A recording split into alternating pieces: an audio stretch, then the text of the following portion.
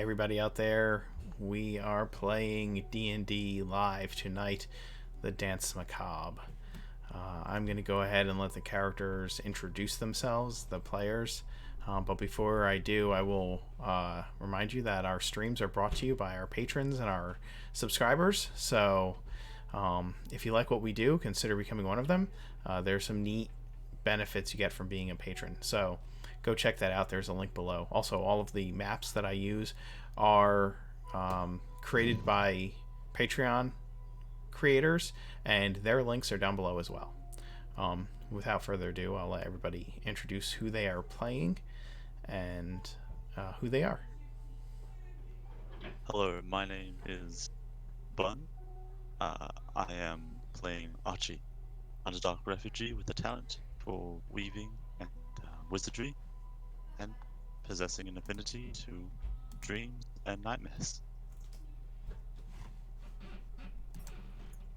Hey everyone, I'm Johnny and I am playing Maximilian. He is a level 4 Oath of Treachery Paladin. He is rich, pretty, ready to party, and his greatest personal achievement is that his dad is the Lord of Treasury in Ravenreach. I love how you attribute your dad's success to being your greatest personal achievement. That just means he doesn't have any of his own. Yes. I'm Scarlett. I'm playing the warlock Lark Verdigris, who's ready to carve out a reputation of her own beyond being the hard-headed, logic-minded, and immaculately trained daughter of Ravenreach's renowned fencing instructor, Letitia Verdigris. She's bound to a certain Fey lady who urged her to enter the dance. And why? Who can say why the Fey do what they do? Lark will only say it amuses her lady. She is also assisted with her fierce pseudo-dragon familiar Piosa, who has the markings of a lark and the instincts of a magpie. Hello, I'm Adam, and if it's highbrow you're looking for, Theo's the one. Just check the library. 52 and witty, he has grizzled hair, and more scars than you can count. Seems like a man with a mission, but I don't know. There's something crawling about him. Now it's up to you, Mark. Yes, it is. I am the Mark Knight. I am your dungeon master for tonight. And I have with me my group here. They have just gone through an ordeal. Traveling through the lost tomb of some of Ravenreach's former lords, they encountered a vampiress who managed to lure them down there, trap them, and hunt them. There was a large group of children that they had been searching for down in the tombs that had been stolen by ghouls over the course of several nights. In the process of this search, their mentor, the leader who had taken the fledgling group of recruits for Danse Macabre down into the catacombs, had disappeared. They found his body broken several streets away, drained of all blood, and fearing vampirism, they kept the body close. That fateful night pushed them to their limits. Having escaped the tomb and the trap of the treacherous ghoul-crafting vampiress, they brought the body back to the dance. And when we pick up, they have had a funeral pyre for Kurt. Lukash, their more experienced member, has gone, leaving only a note saying that he needed time to understand how he failed in saving Kurt and allowing the group to fall victim to this vampire's whims.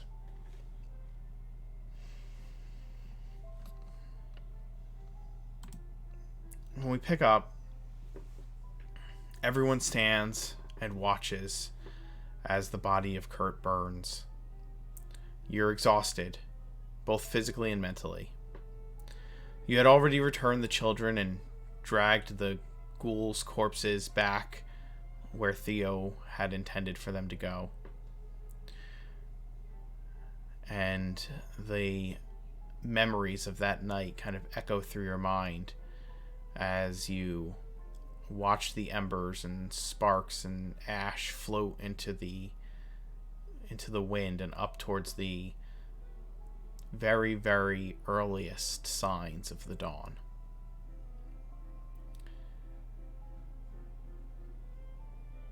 You stand there with Arthur and the Lady Bia and Lucian in the enclosed gardens of the stately manor where the Danse calls home.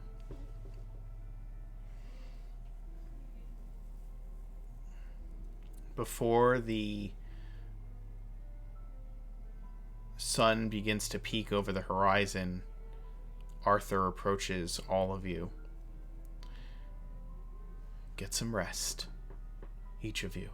You'll need it. But in the morning, return to the manor. Bia and I would like to have a word with you to find out exactly what happened here this night. It is good that you brought him back to us. He would have raised and turned had you not. Good news, at least.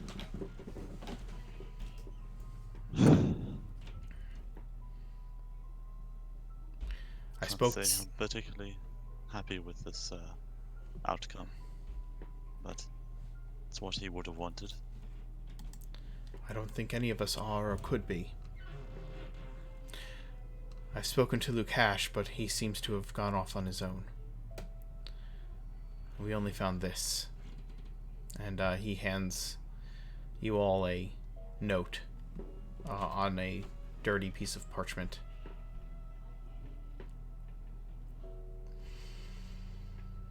I fold it and Okay. pass it to everyone else. It simply says that I need to find my way. I will return when I'm ready. Or maybe not at all.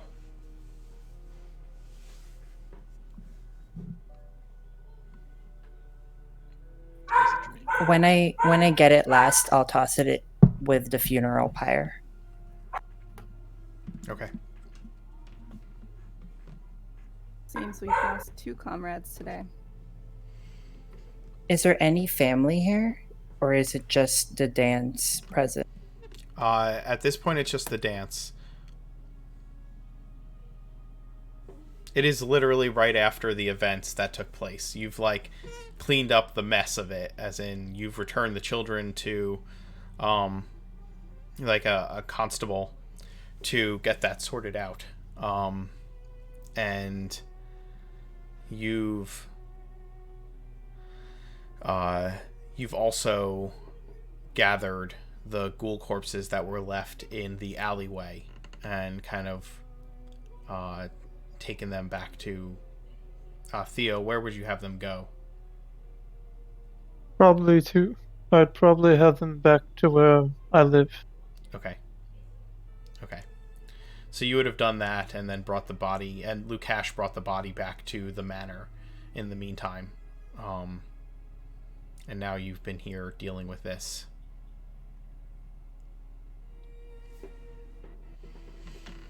So we've been up for 18 hours now. Yes. I'm Yes, you have. ready to pass out. I'm barely paying attention at this point.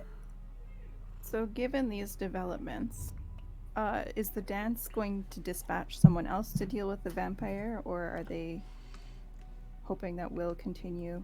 They haven't said. All that Arthur has told you was to go get rest and return to the manor in the after you've had some time to Sounds sleep. like they don't really have anyone else. Yeah. All that's it. You've been given orders. Arthur, like I said, at the end of the funeral, he's come up to you and he said, "You've all had a long night.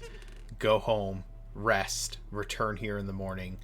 return here in 8 hours, and we will discuss what's next to happen. Have we seen anybody else at the Danse mansion? Like any other people? Not at this time of night. Like it's like it was like 4 a.m. by the time you got back. The sun hasn't even come up yet. It's just starting to come up now.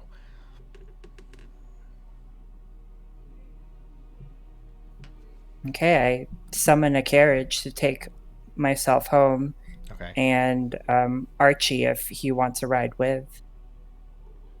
For what purpose? You live in my you live in an in-law unit at my estates, I thought you lived. don't you? Didn't you live above your shop? My shop sorry. is in the Underdark. I'm sorry. No. I live in the Danse Macabre. Okay, you live in the mansion. Yeah. That's fine. You can do that. Yeah. I live in like a tiny room. Like a servant's quarters. Yes, basically. Do you not have a real world establishment outside of the Underdark? Oh, I do, but no, not at all. I just take private commissions. You take private commissions. Okay. Yes. Good to know. And I had thought you had a tailor shop in Ravenreach. I do, but not in Ravenreach. It's in the Underdark. Okay. Yeah. Thank you. Thank you for the clarification. I miss it every day. How long have you been with the Danse? Let me ask you that, Archie. I think it was. I think you said it was like I said it was like 2 decades. I was above ground. I think it was, right. You've been above ground for 20 years. Oh yeah, we did discuss something like that, right? And you wouldn't have established like a tailor shop in the 20 years that you've been above ground? No, definitely not.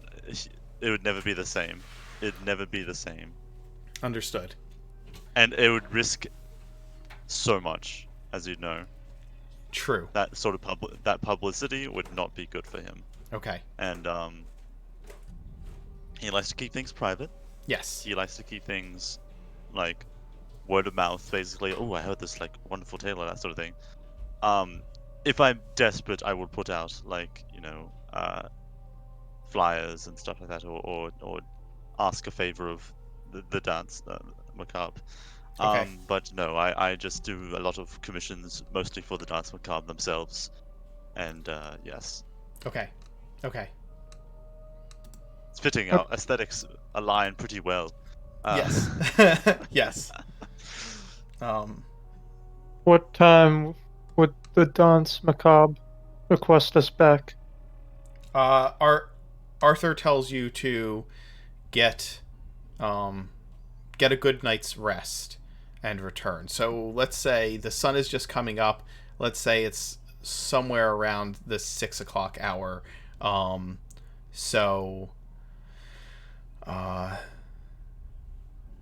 Sometime in the early afternoon. Yes, return in the early afternoon. Of course. And I start leaving it's my apartment. Okay. Yeah. Okay. Sounds good.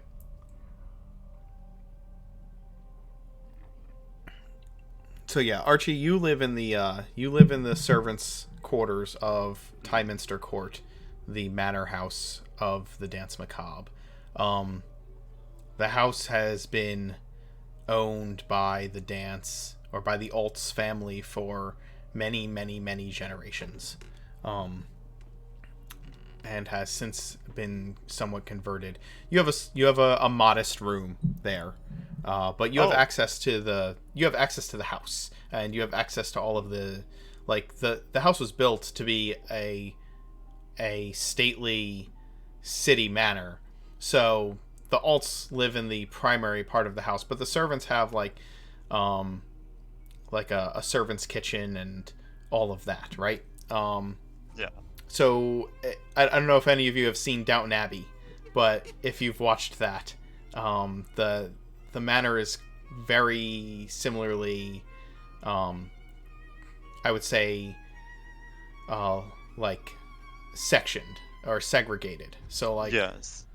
yeah, so there's one whole part of the building that is almost like a separate living structure, where the servants come and go and live and, uh, you know, can cook for themselves and have offices and whatever they need.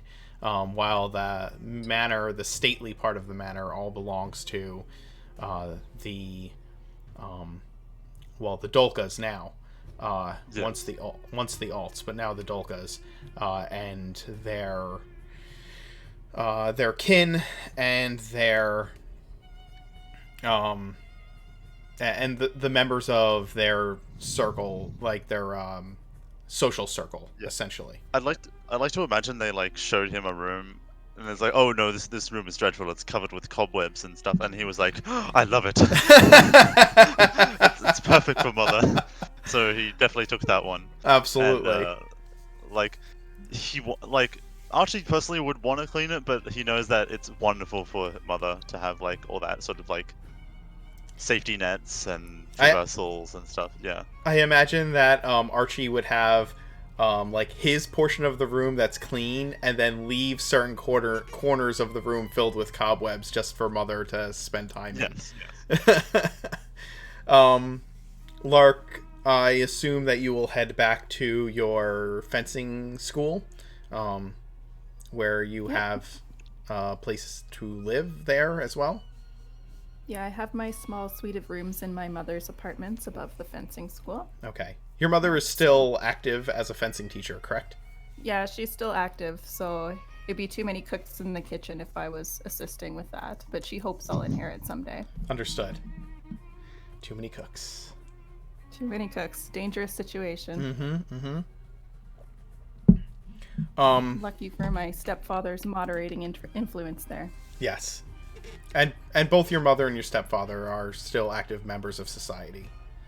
So. Yeah, he's a bit arthritic, so he's retired from the city guard these days, but he helps out around the school. Okay.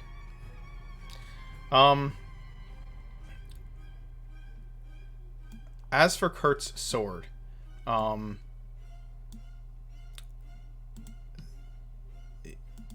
you when Lukash brought the whole body back, and so you can safely assume that the sword has been returned to the possession of the Danse itself.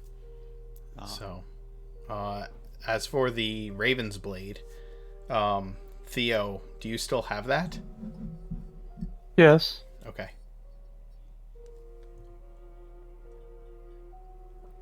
Just checking. All right. Each of you return to your homes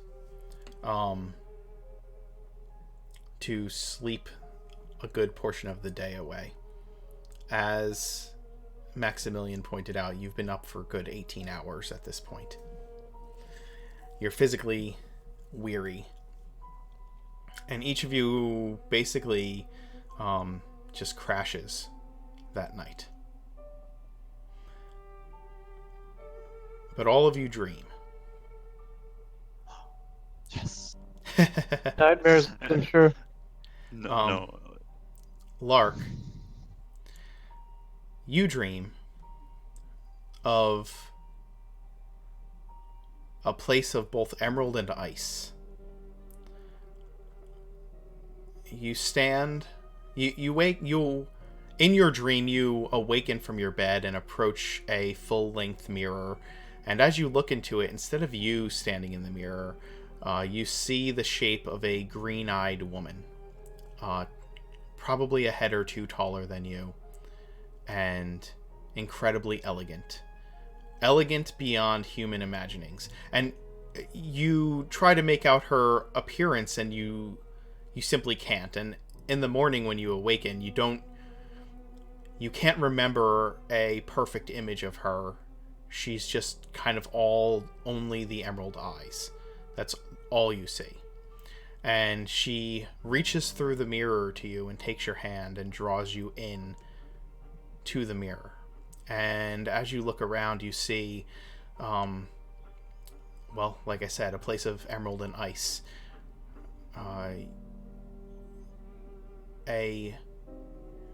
chilly landscape of frozen beauty is on one side, and a beautiful grove of untamed wilds on the other.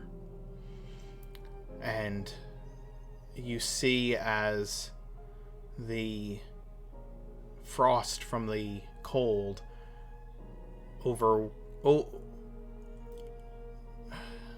not overcomes, that's not the right word.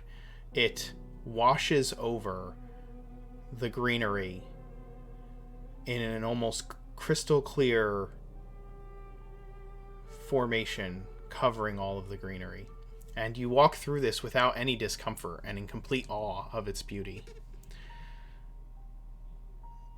You don't remember all the details of the dream as you sleep, but when you awaken, you just hear in a voice so piercingly clear and so mind-numbingly beautiful, echoing through your mind as you awaken.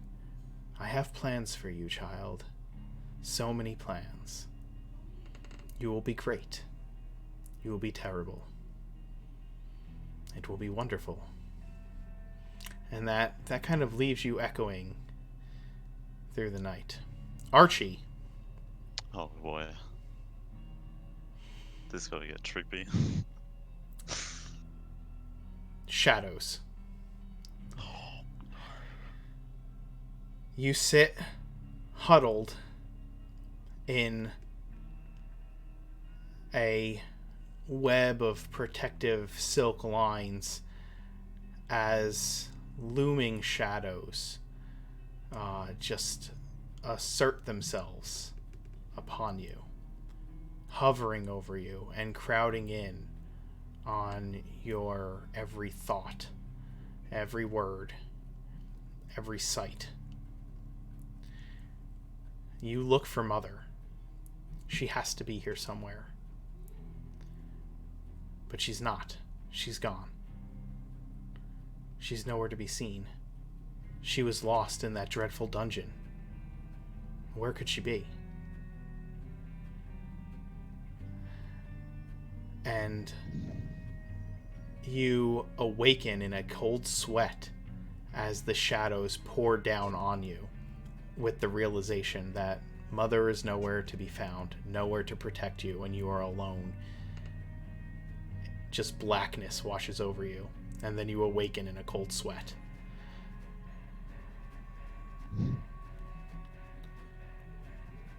Max, you are at a party. A wonderful party. And that's it. Yes. A wonderful party. Oh wow. The wine flows. The people around you dance in finery and beauty, and the candlelight from the candelabras and the chandeliers play off of every piece of perfectly polished jewelry and perfectly polished crystal that decorates the entire dance floor and every inch of this ballroom. And as you turn, you realize that you are dancing amongst all of them, all of these swirling figures. And your dance partner is the vampiress from that night. You spin in circles and circles and circles, and you hear her whisper into your ear, her skin pale and beautiful, and her lips red and tempting. You feel a cold breath on your ear, and it sends a shiver down your spine, and she whispers to you, "You belong among us, not among these mortals. We are the truly decadent. We are the true revelers. We are where true riches lie, and you will be forever young. You should come and join us. Take what is rightfully yours. Be an heir of the night instead of an heir of an ungrateful father. Join us." And you feel her teeth sink into your neck and it is pure ecstasy. And then you wake up. Is this a wet dream? It is whatever dream you think it is, man. Whatever dream Also, you think it is. May I just say that those portents are just mwah, perfect for the dream I had. Hey, you Like know, a 6 and a 1. a 6 and a 1. Lovely, Perfect. lovely portents. Theo, Yes. you don't sleep immediately upon going home. You're driven. You've always been driven, and you dive literally elbow deep into the ghouls. Thank you so much. You spend more time than you realize examining them. And I'll let you make a roll to like a research roll to see what you learn at some point. But you spend a long time, and by the time you realize it, you don't even remember falling asleep, actually. But you have a dream that has haunted you for a very long time. And it's the dream of what happened to her. When you wake up, your arms are still covered in ghoul. And one of them still lies on your table. And you awaken in a chair. Realizing that the hours have passed by very quickly. I just kind of reach out my arm just to see, if it was real, the dream. But obviously, It was merely a memory that plays in your mind almost nightly.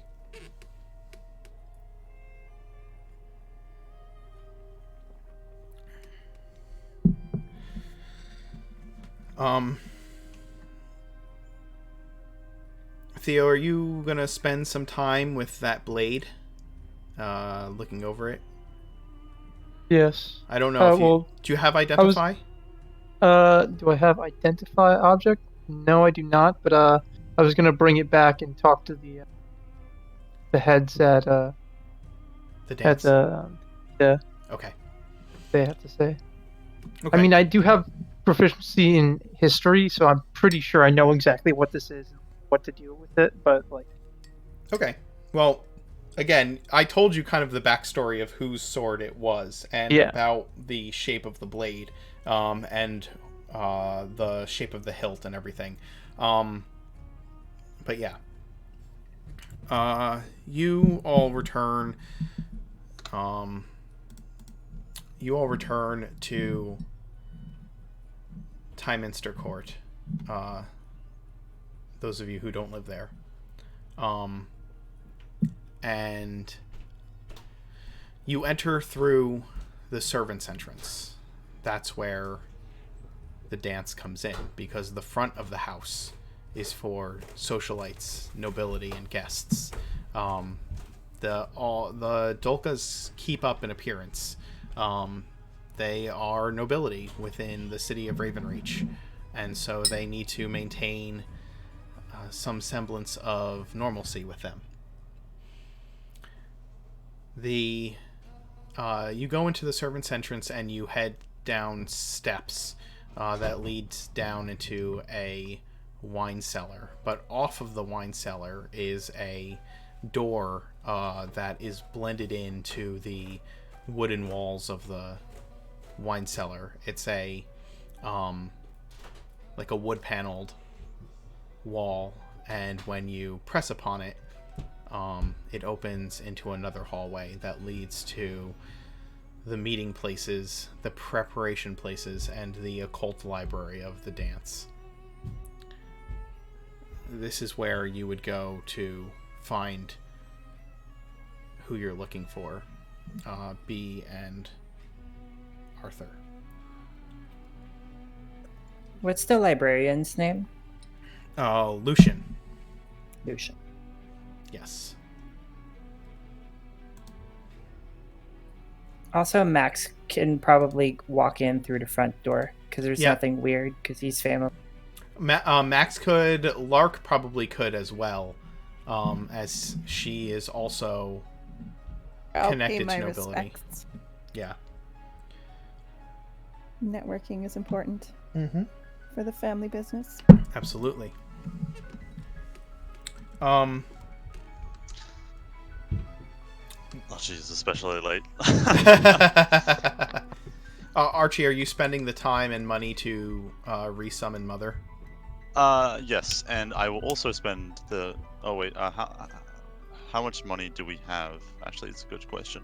Well, whatever's left of what I had originally given you. So you'd have whatever your normal character creation process would have given you, plus the 200. I gave you guys 250 gold to use. No, you each had 250 gold to start. In addition, at character creation to use for items. So if you haven't used that, if you haven't bought any items beyond that, then you would just have the 250 gold on top of your normal starting gold. All right.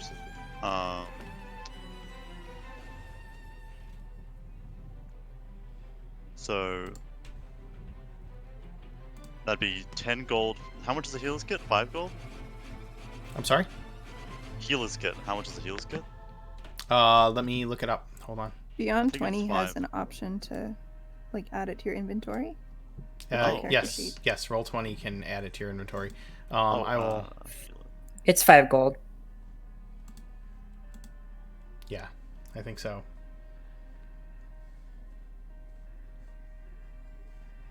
Okay, yeah.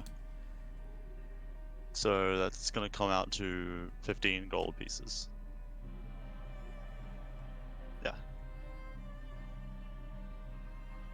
For 3, you're buying 3 of them. 3 what? Healer's kits. Are you buying? You would only need 1 healer's kit, right? Yeah. And the gold for the For Mother. for Mother. Yes. That's what I mean. Okay. Yes. 10 gold for Mother. Yep. Yes. I believe that there was another familiar that was destroyed in the. Yes. Theodore's. Is Edgar. are you returning Edgar to this plane? Yes. Okay. Yes. All right. No problem. Make sure you spend the gold and time to perform the ritual to bring Edgar back into this world and Mother. Of course. Okay. Also, Go ahead. I'm sorry. oh no, just for flavor, Max shows up in a different armor outfit this time. Go on. Of I'm course- just gonna put it into Discord because I'm pretty sure this is copyrighted. That's fine. That's absolutely fine. Piosa spends his time lounging in the sunlight when he sleeps today, so he spreads out like a small cat. Okay.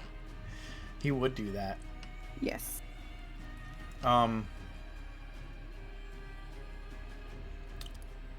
You each make your way down to the cellars where the Dance's headquarters are beneath the manor. It's like a winding catacombs of hallways and offices and a training room and a library, all built underneath the estate. As you wander through them, you see other hunters moving, other members of the dance. Some are occultists who are well dressed and magically inclined, wizards of varying natures, or sorcerers. Others are hardened combatants who have seen any number of foul creatures. They are scarred and wear weather-worn garments and carry a number of weapons on them. And they nod to you as you pass them by in the halls or see them in the different chambers of the Dance's meeting place. within the halls of the Dance's headquarters is Bia's office. It's more like a study. It has a fireplace that's ever burning, and a huge bearskin rug on the stone floor with a couple of leather couches and a large oak desk at the back of it. A small bookshelf holds a number of hand-bound journals behind her desk. And she typically is seen sitting there writing into one such journal. But today, as you enter in the afternoon, she is leaning against the desk with her arms crossed, a harrowed look on her face, and Arthur stands across from her. They're discussing something when you walk into the study.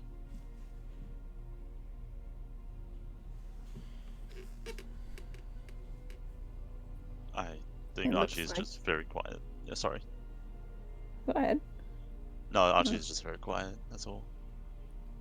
I just Looks- stroll right in and sit down. Looks like you folks have had quite the day. Arthur looks down. He has a goblet in his hands, and he kind of holds it in both hands and looks down at it for a moment.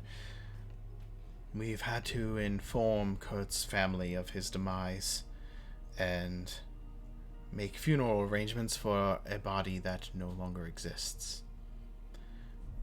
He was my best friend.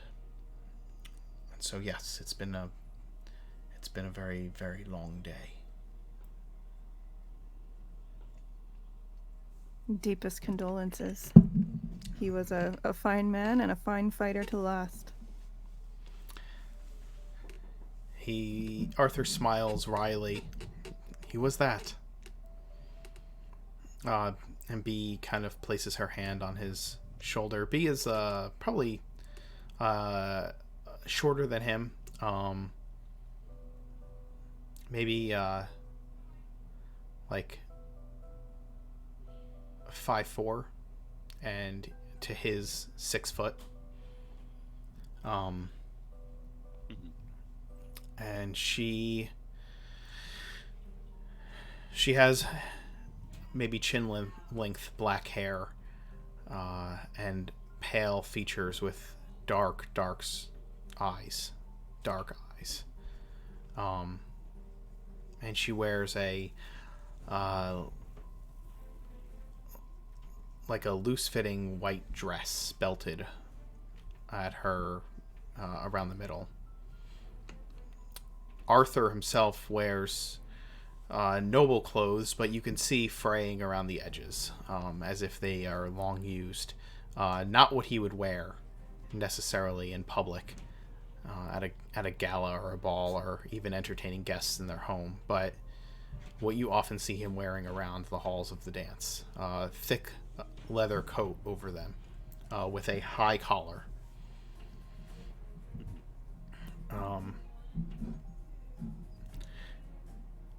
Please, Arthur says, tell us about the events of last night. We need to know everything. Of course. I was able to got a lot of information from the magical arcane, and I shoot a glance to Lady. I think Archer sees Lady Beatrice as a sort of mentor towards the occultic that is away from the nightmares, but still being able to empower the strength to smite them and that sort of thing. So he really wants to prove himself to her in some manner of sense. Sure. We found that the Temple of Orin had been not only abandoned but hallowed after tracking a bunch of a few ghouls that fled towards this area. There was an individual cloaked with red. We pursued forth and were ambushed by creatures of shadow. We took short work of them and promptly pursued after the red-cloaked individual, shortly coming to the aforementioned Temple of Orin. Whose idea was it to pursue this individual, Arthur says? Particularly Kirk's and Lukash's, and seeing as they were the most experienced, we thought it was a good idea. We weren't overly roughed up from the ambush, and needed to know more about this individual.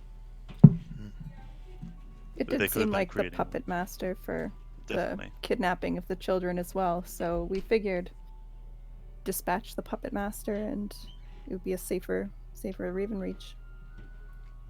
And did you? No.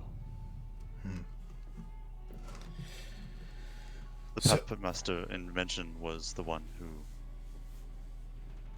took down Kirk. But there are things I should also mention. The Temple of Orin was hallowed, as you had said, in all the worst ways. Yes, sorry, and there was a sort of entrance leading from the crypts, the various graves around us, tomb, sorry, and then we proceeded down, found more and more evidence to the kidnappings. Eventually found the children, and I'm sorry. As we were heading down, we heard someone. We noticed that Kirk did not follow behind us, as he said he would, and he was assaulted in extreme prejudice and without any sound. We found his body then, and decided that after analyzing that he would turn soon, we took him down with us so that no one else could uncover the body or take it away for other purposes. Yes? Oh, sorry. It's some consolation that he isn't going to become in death what he's spent his life fighting against. Indeed. Bia nods. It's true. We can be thankful for that, at least. Unfortunately, none of us were aware of how to perhaps bless the body so that thing can happen, but thankfully, this is a more hopeful outcome.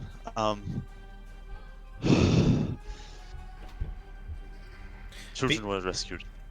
And then we came across a vampiress. Unmistakably, due to Lukash's reports. This is troubling.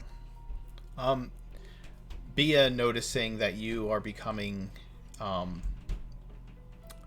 when you speak of the shadows, and when you speak of the vampire, it's obvious that there's a shake in your voice. And she comes and sits down across from you, Archie, and she like places a hand over yours, reaching across to you, and she says, "Be still. You are not in danger here." I know, I'm fine. I'm using my affirmations. If she needs to, if you become too shaky, she will cast calm emotions upon you. Ah, okay, yes. Yeah, she might need to. Oh, well, yes. Yeah.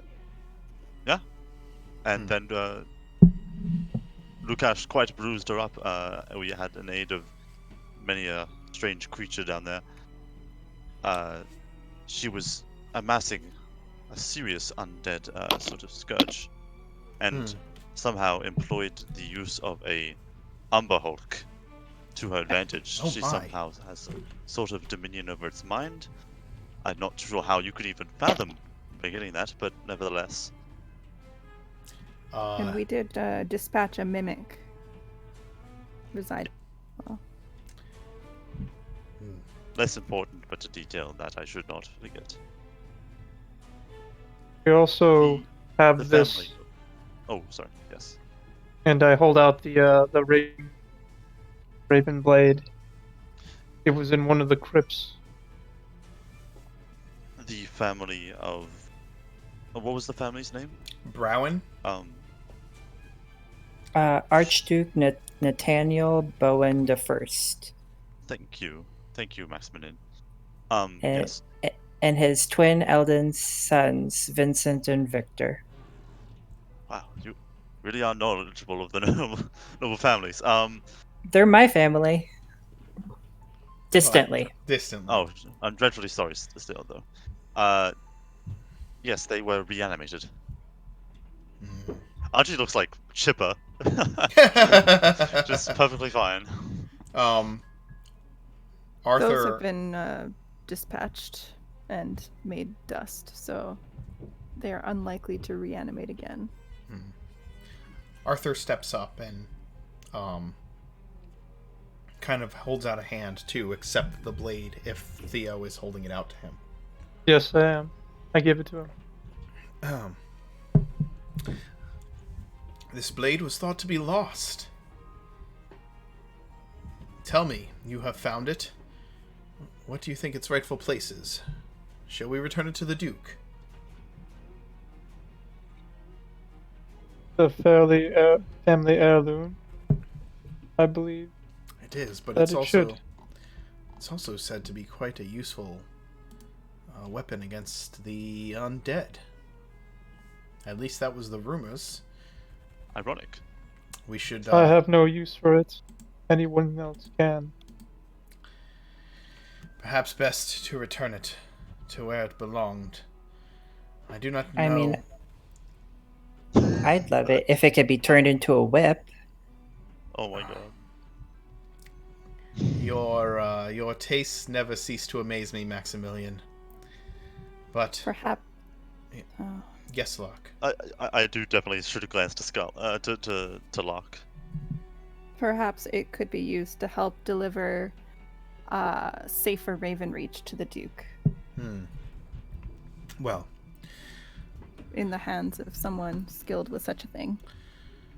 It seems a waste to let it molder in a vault when it could serve such good. I will do this then. I will hold it here, and I will send a letter to the Marquis. The Duke is rarely seen these days. He spends most of his time in the castle, but the Marquis visits every now and again. I believe he is off in Geneva at the moment, but I will send word to him that we have recovered such an item, and that it has fallen into our hands on some expedition of our employ, and we will see what it is he wishes to have done with it. In the meantime, I will have Lucian look at it and see what it is it could do, if it truly has the properties that legend speaks of. A blade lost for hundreds of years recovered, and in no worse condition. There must be something extraordinary about it. I mean, I could divine it. Could you? I say like very meekly, like theoretically. Be peeks at this. Could you? Well, Archie, you are full of surprises. It takes some time, but How long would you need, man? oh, just only 10 minutes. It takes a while to tune into this unwaking world. He And yeah, I just adjust my Arthur mask and get ready. Arthur takes the blade and shifts it so that it is blade down with his reverse grip. You know what I mean? He's holding it. He's what is it called? pommel out. Yes. So he's holding it. He's holding it like crosswise. You know what I mean? And he tosses it to you, expecting you to catch it. Oh no! I roll a dex saving throw. Go ahead.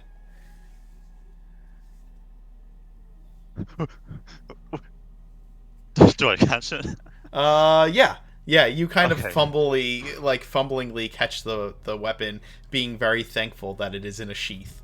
Yes. Okay. Yes. I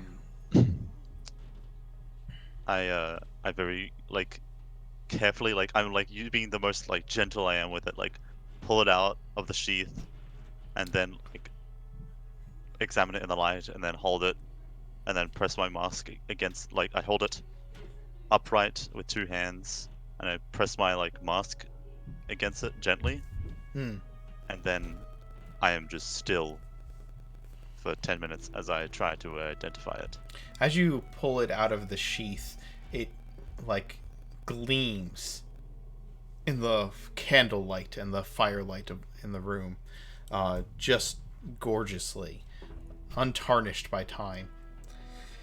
And you take your time divining it, and you see, as you cast the spell, and the properties of the blade enter your mind, you see the raven hilt come to flight in your mind, and it takes you to a time when it was still in the hands of a cunning warrior, slashing through creatures of evil, in the midst of the war of the Codex Mortis, and you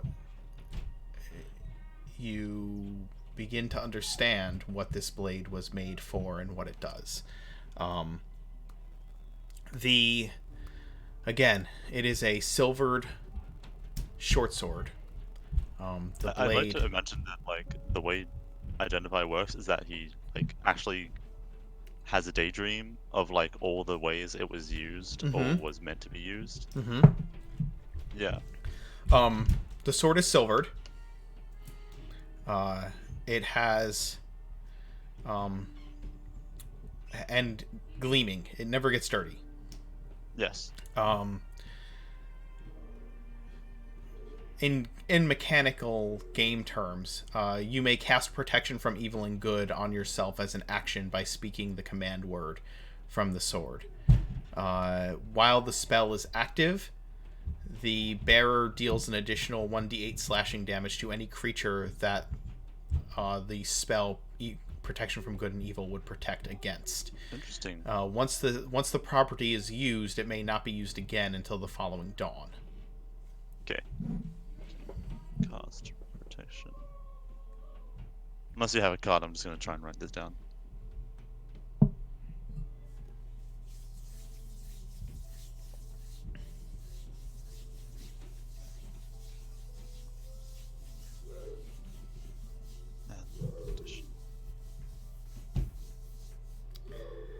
It's really interesting to watch chat for a few minutes because people are starting to connect dots between the different games that I run since they're all in the same world. Interesting. So yeah, if you guys, by the way, players in this game, if you haven't watched any of the other streams, give them a shot. They all take place in the same world, and you can connect some dots. It's fun. And you guys may meet members of different parties and things of that nature as time goes on. Interesting. But yes, I sort of wake up from a dream and I'm like, was I up much? 10 minutes or so. All right. This sword,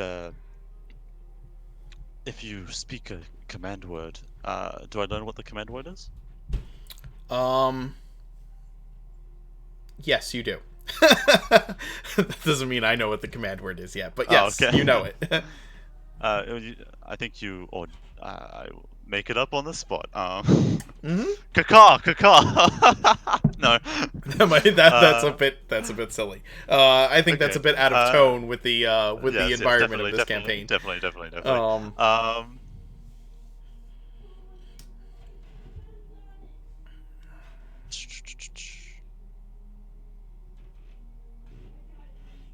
I'll think of it later.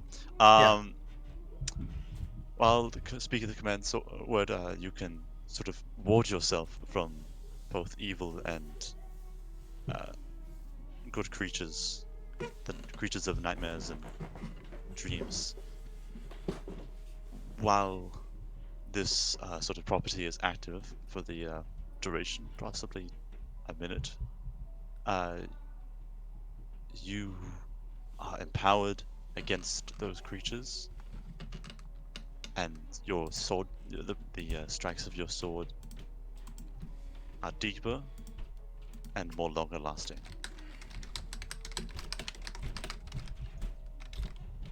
And I just put it back on the sheath and just hand it back to Arthur. Arthur will take the sword and an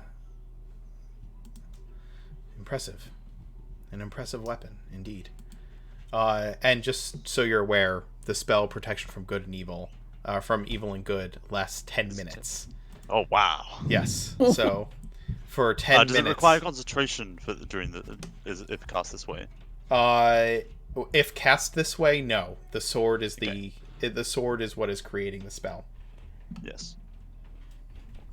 So no, it would not require concentration, and so you would have protection from evil and good cast on yourself. It would last 10 minutes, and for that 10 minutes, you deal an additional 1d8 slashing damage to any creature that is affected by the spell. Really good. Yeah, yeah. And creative and original. I like it. But it is not a. It's not. It doesn't have a +1 or any kind of bonus in that regard. It's just once per day. That's what it can do, and it's silvered, so it has the silvered property. So Yeah. silvered, yes. I like interesting magic items that do neat things instead of the standard Yes. +1. +1. Yay, +1. Yeah.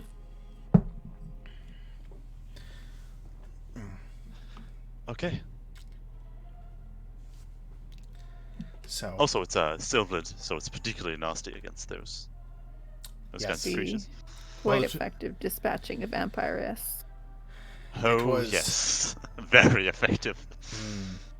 you have a point, and so does this. And Arthur places it upon Bia's desk. We will determine what to do with it. I think that it will take some time. He still has his hand on the sword as he's considering this. It will take some time to get a letter to the Marquis, especially if he is in Geneva on an ambassadorial trip. Perhaps it would not be such a bad idea for one of you to hold on to the blade for protection, both of it and yourself, until such a time as we know what to do with it going forward. It clearly is difficult to dent, considering the condition it is still in after all these hundreds of years, so I doubt that you can do anything that would harm it greatly. And he picks it back up, and who will take it? I have no skill in swordsmanship, so I shall not. I suspect our paladin would be the most effective with this weapon. It's a short sword. Can you not? Short swords are finesse weapons, so Sure, anybody then. you could use it as And you well, could- Lark. Yeah, and you could make it your pact weapon. You could. Can I make do it your that with the Pact of the Chain, though? Oh, wait, Pact of yeah. Chain. What kind of you're a chain warlock. You're not, Chain Yeah. archer. and you're Why do I archfey keep chain. Why do I keep thinking you're a hexblade? Because she uses her sword as Yeah, As as my the focus. she has her spell focus is built into the pommel of her weapon. Yeah. So Well, that part's retractable, so I could switch it to this blade. is it but- just a gem that you have strapped to your sword? Is that what it is? It's a gem, and then it's kind of got octopus tentacles that have vines on them that grow and flower and unfurl leaves as time goes on. Okay. But I can release it from that weapon and add it to this one. Okay. If our paladin is satisfied with his current weapon situation. Because you use a longsword, correct, Maximilian? Yeah, So do you it's a long want sword. to? Would you switch Well, it up to a short sword? no, because I want to retain my whip sword. Okay. Okay. All right. Well then, Lark, you have the Raven's Blade as your weapon. It's a It is great it is a gleaming silvered short sword that has the properties I had described.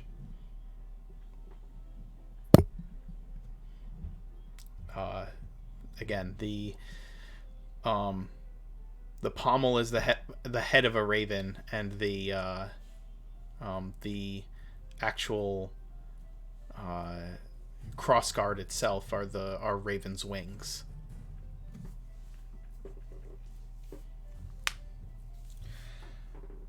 I believe, if I'm not mistaken, that blade was made during the war against the Necromancer Mortem, which is probably why it has the properties it does.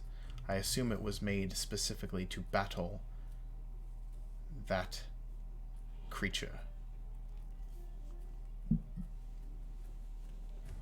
would make sense as it was found in the crypts with his dispatchers.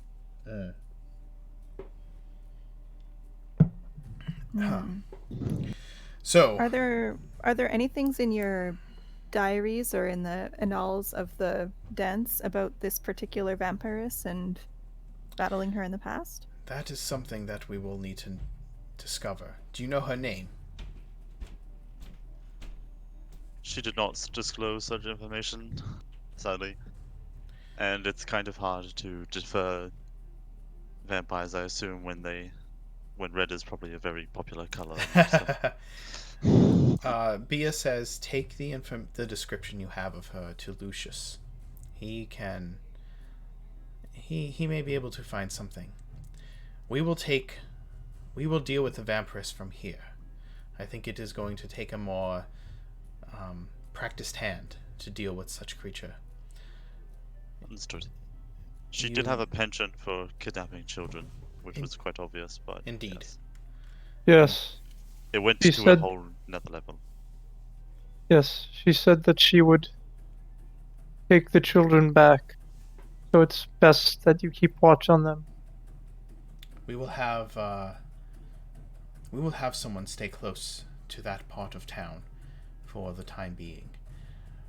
I would like you to do me a favor in the meantime, or I should say, I guess this would be in order. Find a priest of Orin or Orid in the city. So, quick aside. Quick aside. The deities have been shifted slightly as I've been working on the setting. Orin is now Orad. She asks you to get a priest of Orad to find a priest of Orad in the city to reconsecrate the church. We need to prevent her from having access to it again. Perhaps, as you say, it was hallowed or unhallowed. Perhaps casting such a powerful spell countering such a powerful spell could take away her operations there. We will need to make sure that these crypts beneath said temple, as you said, are also not occupied by her any longer. I would assume that such a creature, knowing that her hiding place and refuge is found out, would cease to make it such any longer, for the daylight hours are dangerous to them. And while they sleep, we wake. Her pet seemed to be a very adept tunneler, so they could be anywhere. They could be long gone by now. In a direction that, well, we could follow, unless she covers her tracks well. Just depends how bent on revenge she is. Well, if we took something she believed was hers.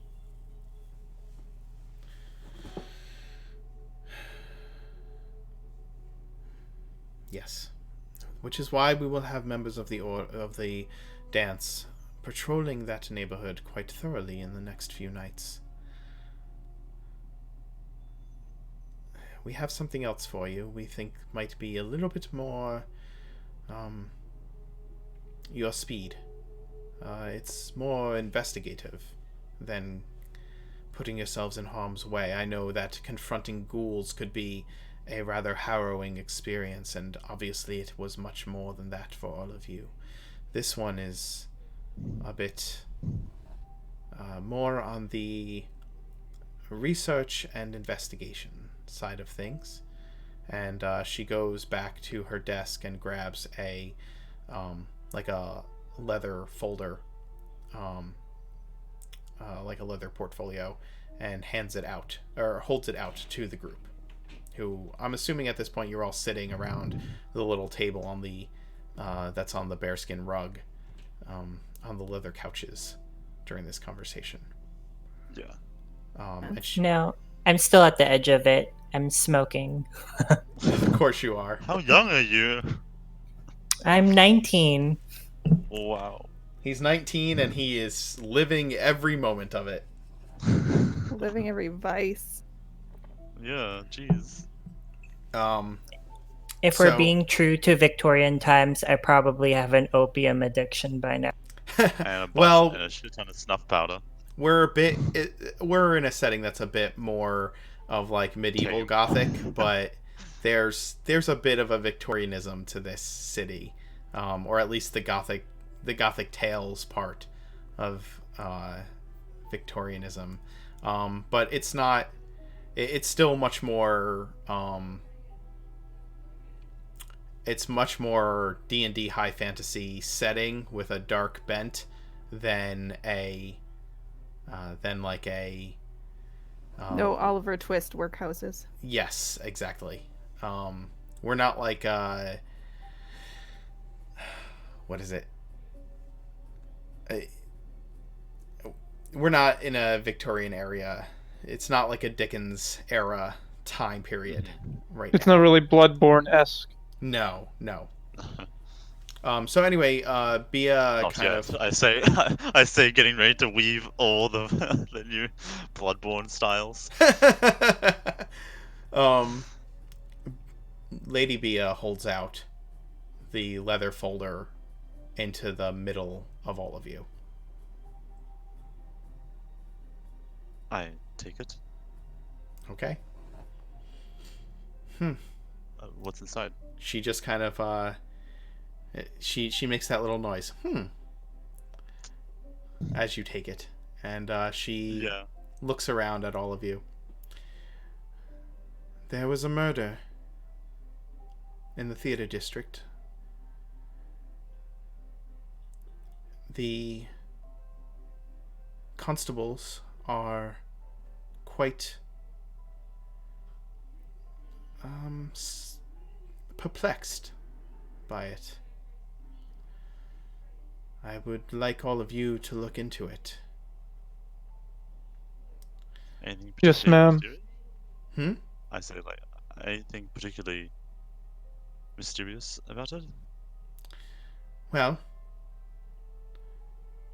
they think it seems like a bear mauling in the middle of the city. That would be unusual. I immediately open it. I'm like, very unusual. What?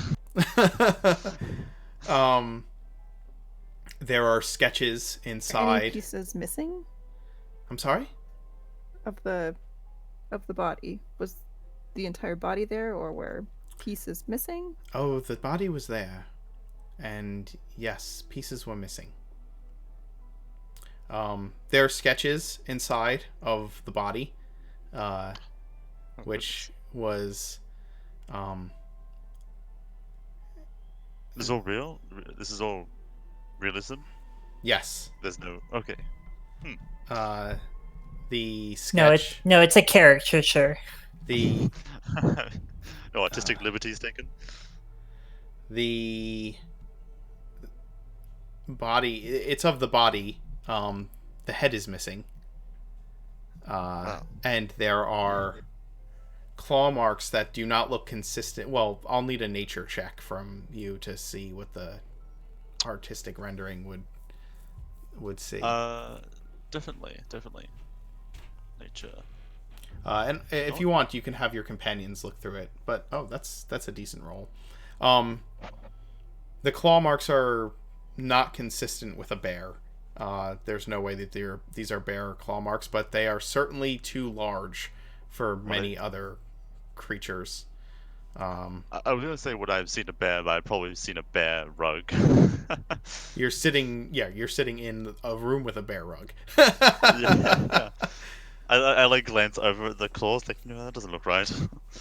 By the way, my research into the ghouls that I took home. Do you want me to roll for that? Yeah, go ahead. Give me a research roll. What do you have the So sage? that You have the sage that'd be background? like investigation. Yeah. Yes. Yeah, make it an investigation. That's fine. Okay. Oh my god, garbage.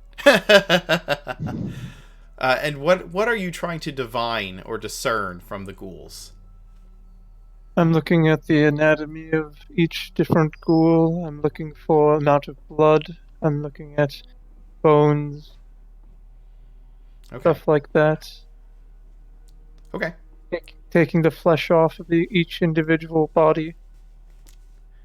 Stuff like that. Okay. I mean, it may not seem it, but this is not the first time I've gotten invested into someone else's murder. I see. It's morbid, but it's interesting.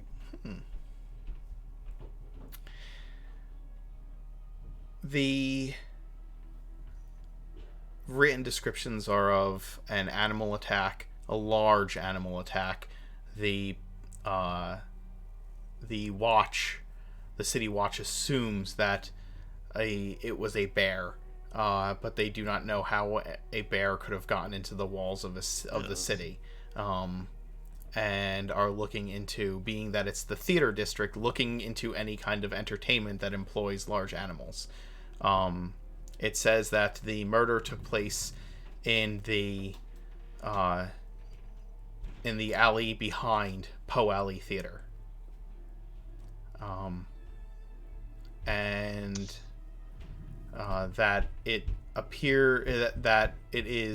was of a man named Thomas, who was employed as a stagehand at the theater, who had gone out the back door of the theater for a smoke, and did not return for the remainder of the production that was being performed that night.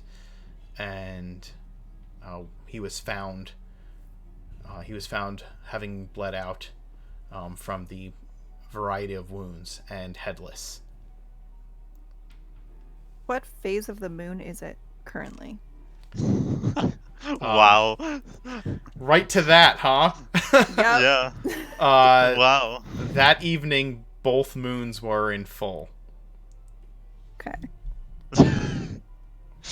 I'm oblivious. I'm like, so perhaps our new Umberhawk friend could have claws big enough to pull this sort of stunt. Definitely gonna have to keep an eye out for holes. Doesn't look anything like the vampiress, but I suppose we were keeping her pretty occupied. Before you go investigating that, I think it would be best if you went down to the square, and, well, the square might not be right. I believe there is another temple of Orad in the city. Go there and see if there is a priest capable of performing such a task as blessing the church and removing the hallow, perhaps casting a new hallow upon it, and make sure that I will send some seasoned members of the order with you to make sure the tunnels are as clear as we hope they are, and in case she is still down there resting, that she may be dispatched. Okay. Before you go investigating that, I think it would be best if you went down to the square, and she may be dispatched. After that, I would like you to go and head to the theater district. See if there were any witnesses to this murder. Find out what you can. Report back here with whatever information you gather, so we can find out exactly what is going on. I believe your first question was a good instinct. We may be looking at a lycanthropic attack. I should hope not. But if so, we need to know, and we need to know soon. It's harder to find than your average bear. Indeed. I will warn you. What's a lycanthrope? A lycanthrope is someone who has been cursed to transform into a bloodthirsty animal, most commonly a wolf, in the midst of a full moon, but those who have gained power over their curse can transform at will. They are dangerous, especially in great numbers, and they can spread their disease quite rapidly in an enclosed population such as a city like this. Archie immediately looks down at his hands and is looking frantically around at himself. Sorry, the disease can spread through the bite, yes. If one survives such an attack. It's truly fortunate that this man did not. Yes. I'm less concerned with bringing justice to a man's murder, as that is not our pursuit. That is for the Watch to do. Our job is to make sure that this city does not become overrun with werewolves. Of course. Good thing there's no werewolves among us, yes.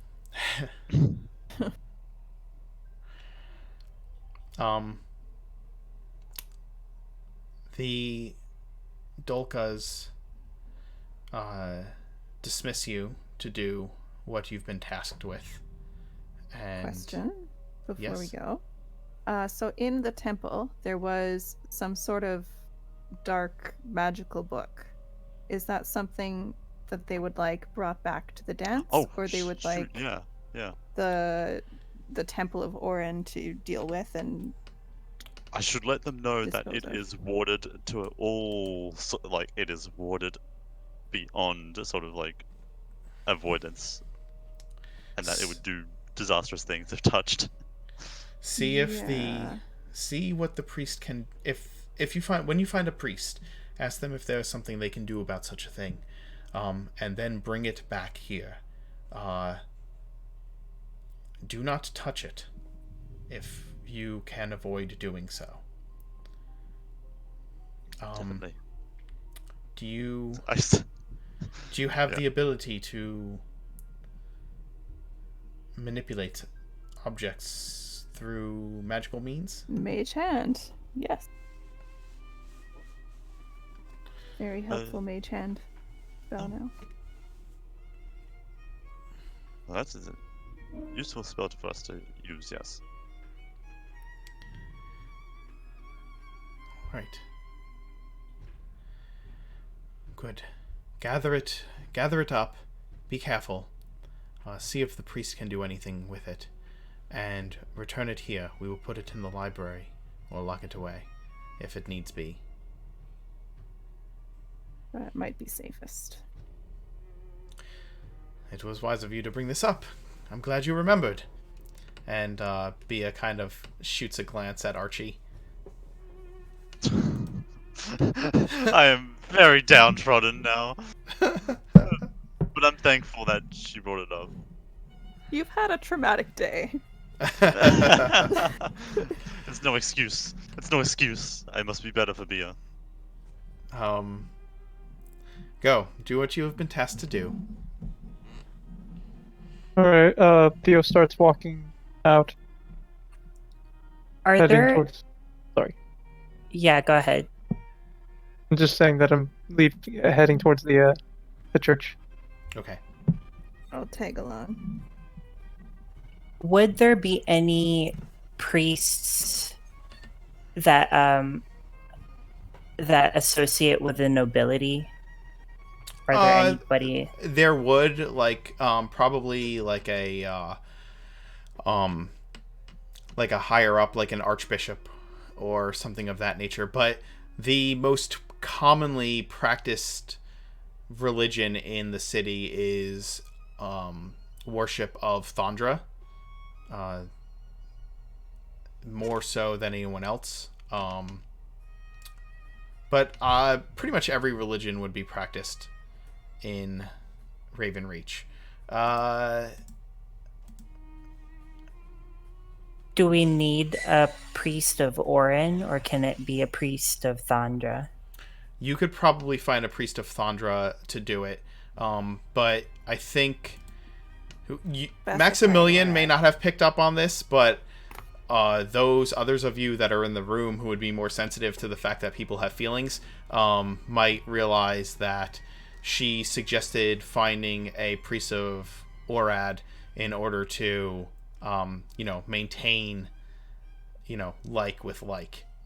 Kind of, you would think that the priests of Orad, she was implying that the Church of Orad would have more of a vested interest in sanctifying a former temple to the god. Then makes sense. You know what I mean? That somebody might get offended if the Archbishop of Thondra or one of his followers kind of came in and blessed a former Church of Orad. So yeah.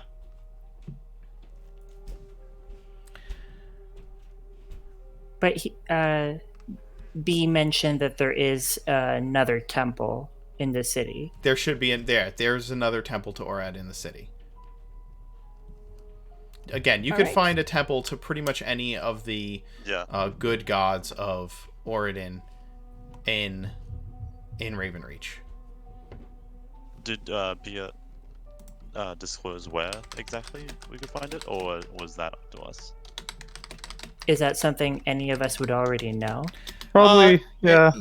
Yeah, you would know. It's not like you would have to go look at a map to figure it out. Somebody, each of you has spent enough time in the city that you'd be able to navigate your way to a Church of Orad.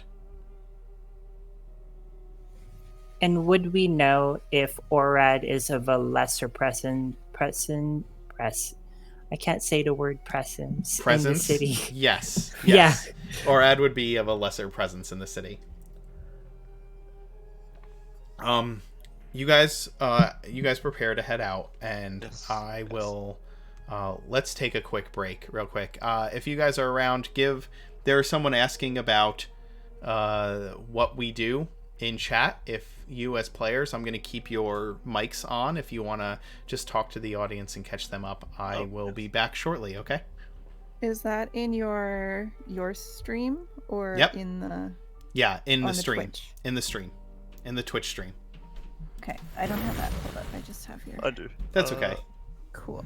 Yes, we are Danse Macabre. We are a group of sort of like occultic investigators and sort of like underground society that deals with the or only a part of. We're not the main sort of comprised members, but the Danse Macabre deals with we're initiates of a occultic society that deals with all manner of creatures of the night that are affecting this city of Ravenreach, and it is quite infested with all sorts.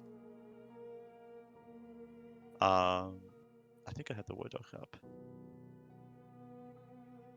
Yes, we serve the living and the dead is our sort of motto of sorts.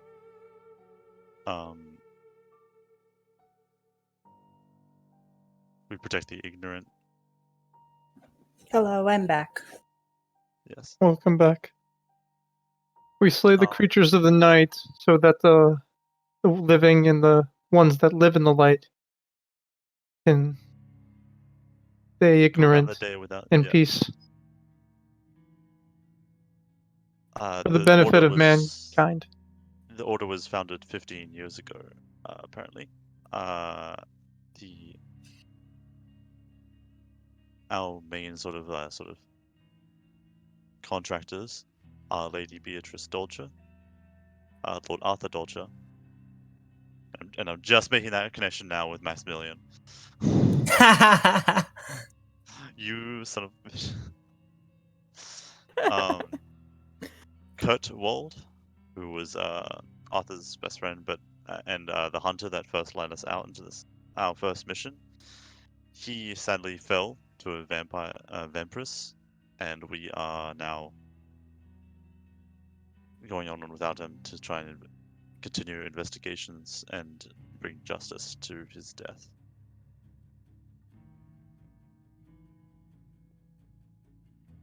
We should perhaps talk to Lucius about this vampiress before we head out. Agree with that. Especially since our order... The initial reason the order was founded was the slaying of a child by a vampire, correct? Oh boy. So I'm not sure if that vampire was dispatched or not. But this is a vampire who also steals children. So... No, that vampire was never dispatched, and it's kind of the great nemesis of the Order, and has... The fact that Kurt was murdered by a creature while you were dealing with a vampire below is disconcerting, because it means that you're dealing with something a little more. So,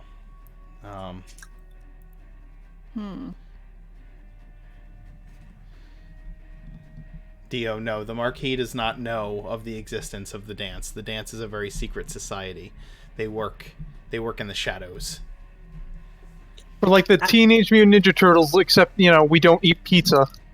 And we're not, You're not teenagers half or of them, mutants. Well, one of you humans. is. Yeah, most of One of you is a teenager. yeah, just yeah, one.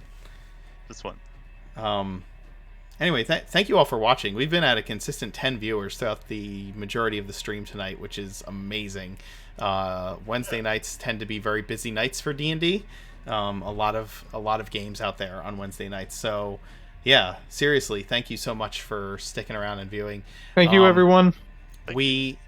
Before we get back into the game, I will say I play D&D. I run D&D 4 nights a week on stream. We're actually going to be starting to stream a 5th game on Saturdays coming up soon. They all take place in the same world, although not in the same places in that world. And so there's kind of an interconnected, overarching story notes that each one hits. Please feel free to join us for any of our other games. We do have Discord. That is linked down below. You can join, talk to the players, get more information about the story, the backstory of the world, and if you play D&D, you can hang out and talk shop with people who are like-minded. I also have a Patreon. This stream is brought to you by my patrons. I hope to continue to do this. I've been doing this as my full-time work since the entire COVID-19 shutdown, and I hope to continue to do that. So if you like what you see, feel free to patronize the stream. Anyway, all of those links are down below, so you can check out any of that stuff, find out more about me, find out more about the streams. Please get involved, check us out. Anyway, back to it. So you leave as you're leaving the manor. Archie, one of the servants of the house, stops you as you are leaving the manor. Oh, we're thinking about going to go see The librarian. Lucius. Actually. Okay, Yes. sure. As you're heading to to the library, But that still works. as you're heading to the library, one of the house servants approaches you, and she stops you. A letter came for you, sir. I'm stopped dead in my tracks. No one sends me letters unless actually maybe commissions. I'm just realizing, but I'm always sent through a loop. Oh, where is it? She holds it out to you. It is a fancy letter.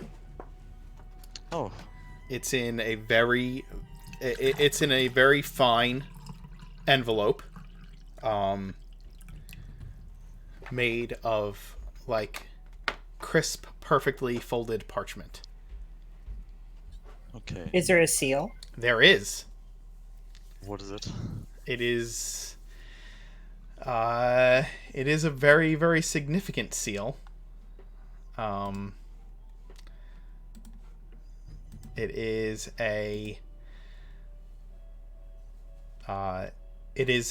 a navy blue wax seal with raven wings stamped into it. Oh. Oh.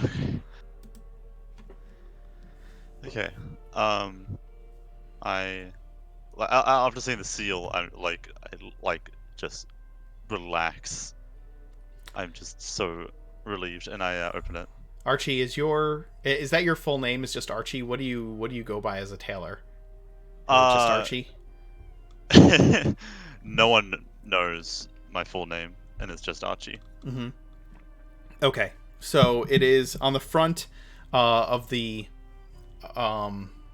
letter in carefully planned and practiced calligraphy is to Master Archie Tailor, and then the address of the manor, at Yes. the Belcher family. Yeah. at Tyminster Court, care of the Dulca, of the Lord and Lady Dulca, Ravenreach, carefully written out. Maximilian, if you get a glimpse of the seal, you immediately recognize the seal. That is the seal of Ravenreach itself. That is the very crest of the city.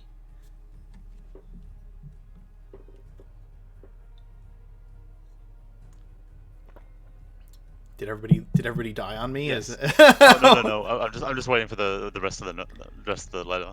But yes. Okay. I didn't know if Maximilian would Oh, have a yes. reaction to seeing such a seal.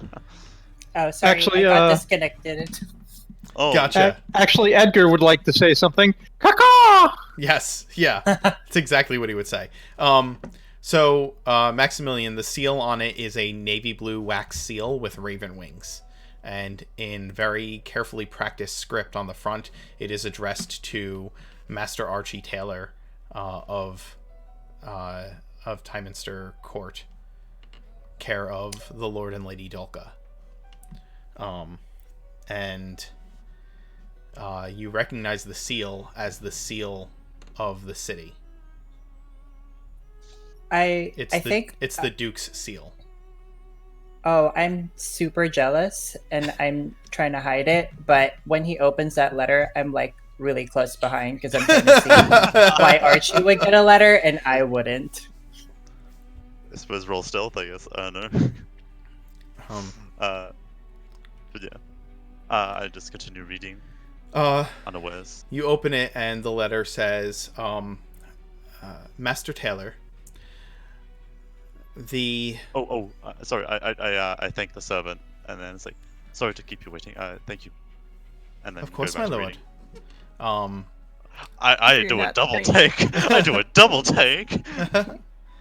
Oh well, Sorry, I what was guess that? I guess she Scarlet? would just refer to you as Archie. You would be, Yeah. You live down there. She would just say, of course, Archie. Yeah. Sorry, what was that, Scarlet? You were saying something. I yeah. cut you Saying off. it's a good time for a high roll for Max there. I have disadvantage because I'm wearing heavy mail. He is not But yes, quiet. this letter. He is not quietly pressing himself behind you to read over your shoulders. I guess I'll just very slightly veer it away from him. Yeah. Sorry, sir. This is private information.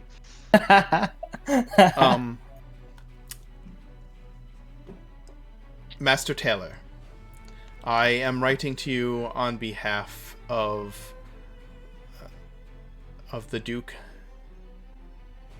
We have heard of your great care and discretion with handling with handling the making of noble garments, and also your reputation for well-made craftsmanship. And as such, his Lord Duke Nathaniel Browen would like to employ your services in the production of such a garment.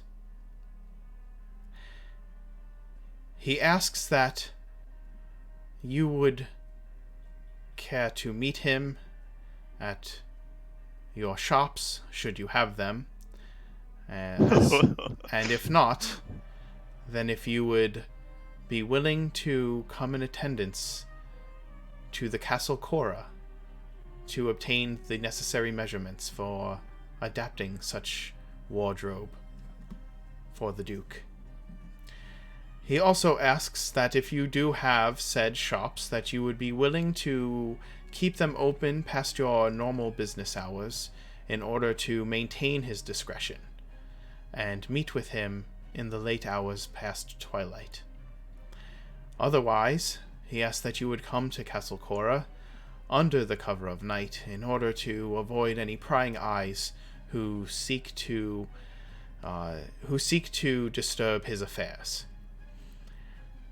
If you are agreeable to either of these terms, please send your word through the Lord and Lady Dulka, as they know how to reach me at the Castle Cora. Your humble servant, the page of the back stairs to the Duke Nathaniel Browen. Can I ask faint. which Nathaniel Bowell we're I at? faint. I'm sorry? Which Nathaniel Bowen is this at? Like the third or the fourth? Well, let's see. The first died several hundred years ago, so this is probably like the fifth? Let's say the fifth. Okay.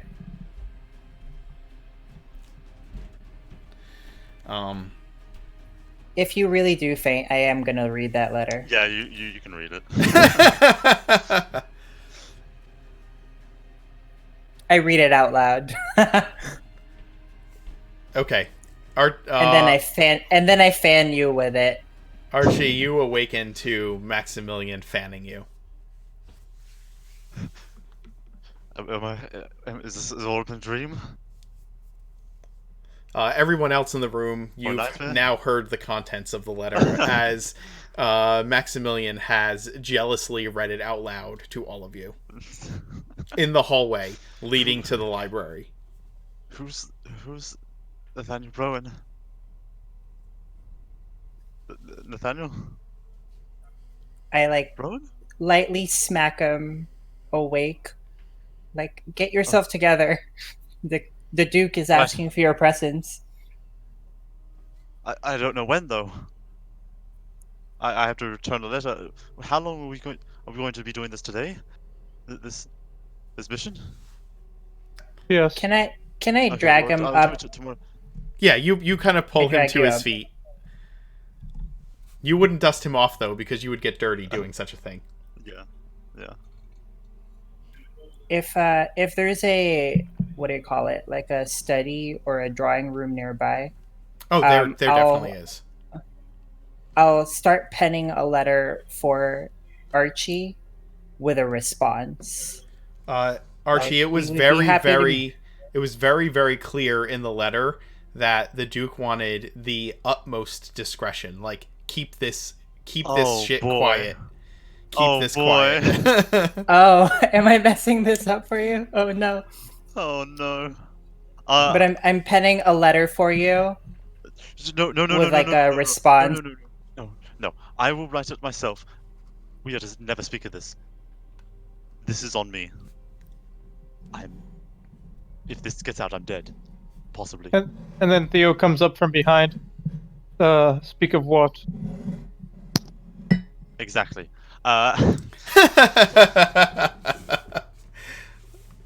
Right. I got to get some things prepared for tomorrow. But we got this mission to get through. Hopefully, You can go on ahead and do. It shouldn't be No, difficult to get a priest for Moron.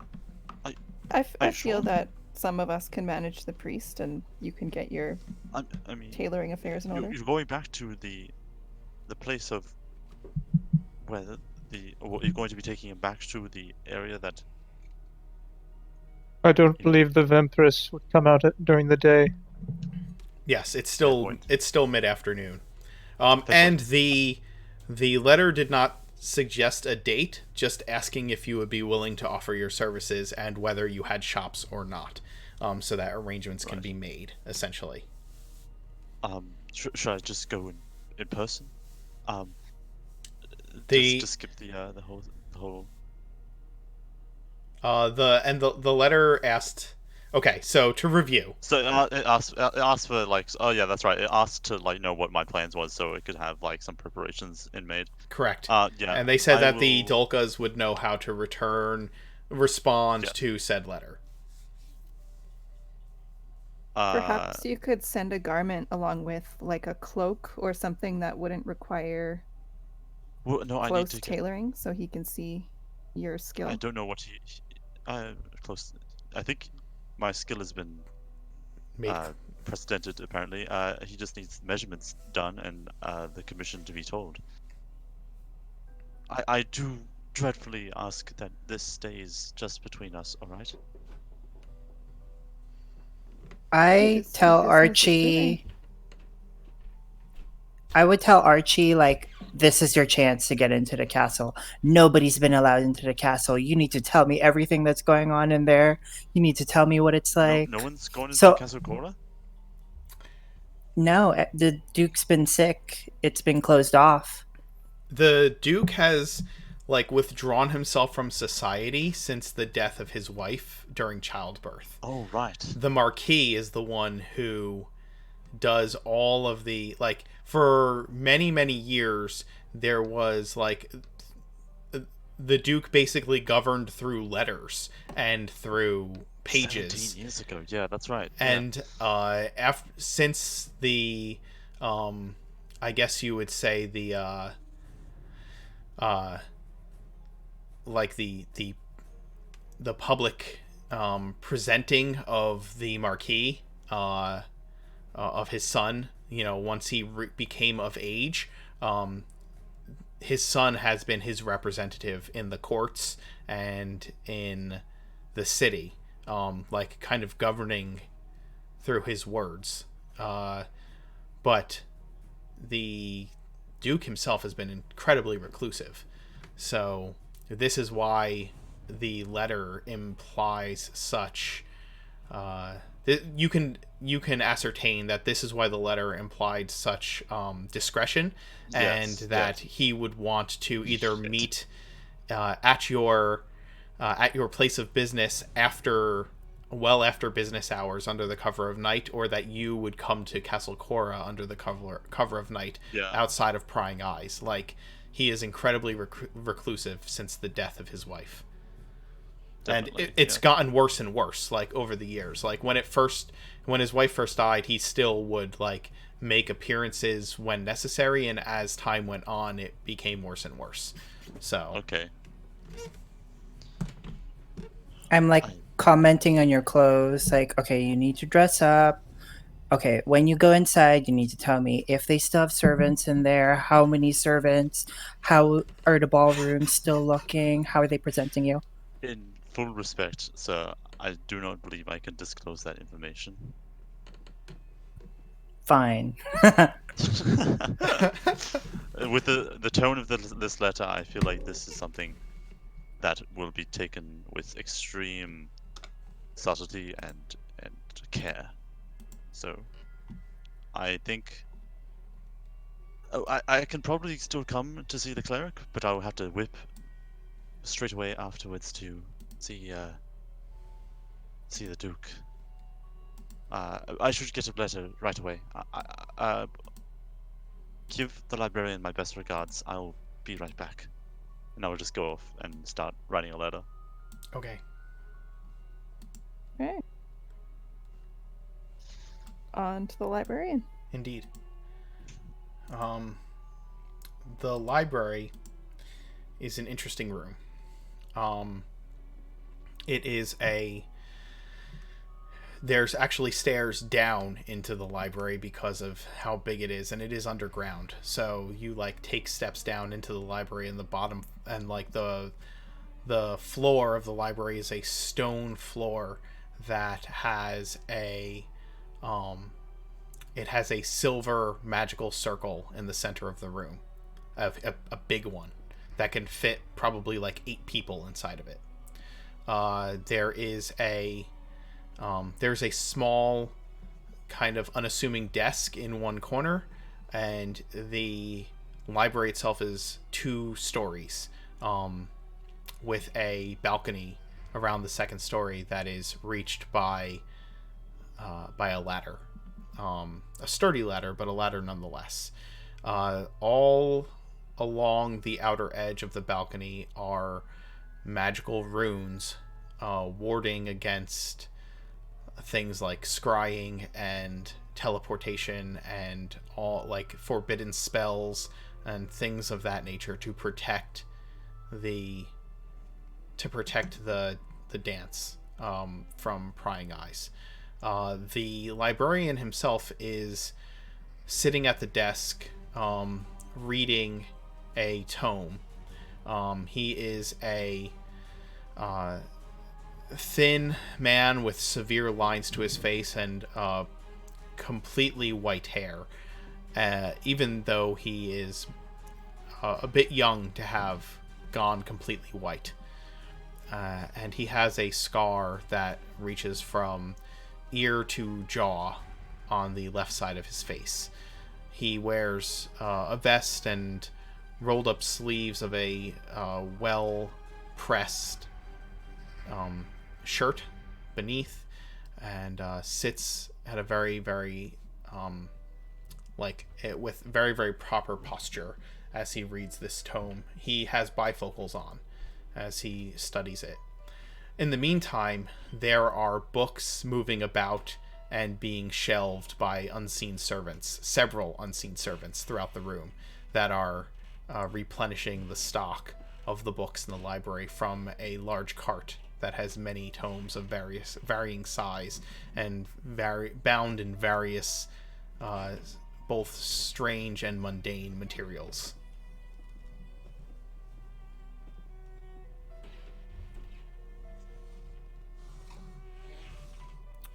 You enter the room and he looks up from his reading, though he doesn't get up from his desk.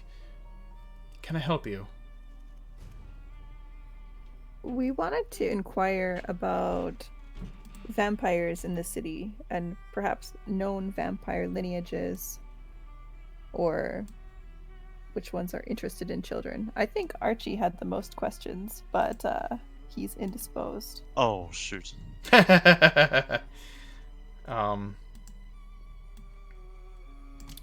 Yes, I can see what we have to help you. Vampire lineages. That is hard to say. They do keep their histories quite secret. He stands up from the desk and looks about the room. They do, but perhaps we'd have some idea what the dance has faced. Indeed. In this region. I can give you information on what we have seen. Absolutely. And he brings down, he like climbs up the ladder, and a couple of unseen servants move books. You see books kind of like get pulled off the shelf and are walked towards him by invisible members of his staff and placed in his hands. He takes them in one hand and climbs down the ladder and places them upon a table on one edge of the room. These do not leave the library, none of the books do, but you may peruse these. They are the journals of Master Altz in regard to vampirism and those Nosferatu he has faced. This is quite the collection. Indeed it is. I want to walk up to him and ask as well. Do you have any books on the account or the history of the first Duke Bowen's funeral? Of his funeral. I have a book of legends from that time. I can present that to you, and you can see if there is any information on his funeral. And he has the book brought to you as well. Okay. I just want to know if there's an account of anything else he was buried at besides the sword. Like if he had anything else buried with him. Yeah. Okay. Give me, each of you who are studying these documents, give me an investigation roll. While this is going on, Theo is just kind of walking around looking for any specific books on necromancy. But he's not saying it. No. Okay, give me a perception roll from Theo. Okay.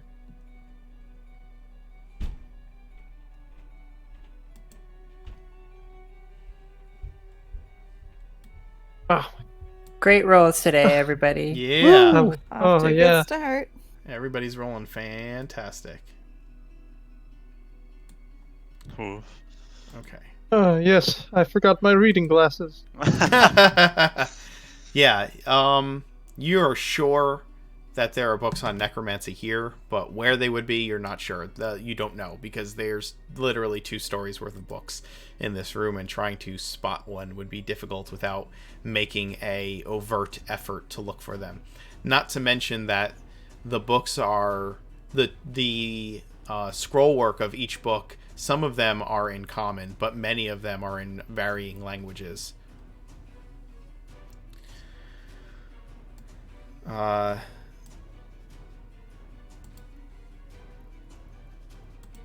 Alright, so I have an investigation roll from Maximilian of 1. There, you look through the histories regarding the time of the first Duke's death and life, but there is no information on his funeral or on what he may have been buried with, just a blurb about, and he fell in battle on this date during this battle, with the hordes of undead raised by Mortem, the necromancer. Okay.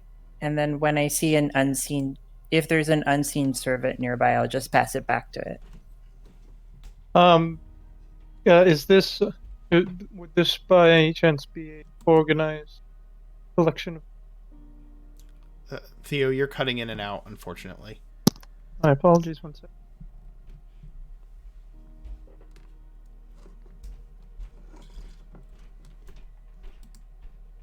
Sorry about that. Is that better? Yeah, that's a little better. Yep. Okay. Would any chance would this be a organized collection? You're asking the librarian. Yes. Highly organized. Perfect. So Theo's gonna start walking down the aisles that start with N, or anything that starts with N in necromancy or undead. Anything. They are Yeah. organized categorically. Perfect. What are you looking for, sir? I'm looking for research in arcane. Arcane research? Yes. A specific discipline, perhaps? Or arcane research in general? More of the specific, but I've been around. I can find my way. Please do not pull anything off the shelves without my staff doing it for you. Some of these books are very old and could crumble if not handled properly. Of course.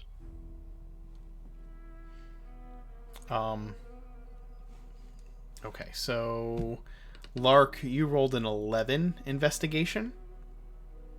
Not fantastic. You found a bit of information in regards to the origin of the order, describing the attack by the vampire. And you basically discover the information that I had sent to you originally in regards to the history of the order, and I'll just kind of go over it really quick. Lord Stephen Henry Altz had gone after a vampire who had taken his daughter. He had gathered his son and his son's friends to do so. They discovered that she had been transformed by the vampire into one of its spawn. She attacked them in the night. They defended themselves and put her to rest, but the vampire lord itself escaped. They have been trying to hunt him down ever since.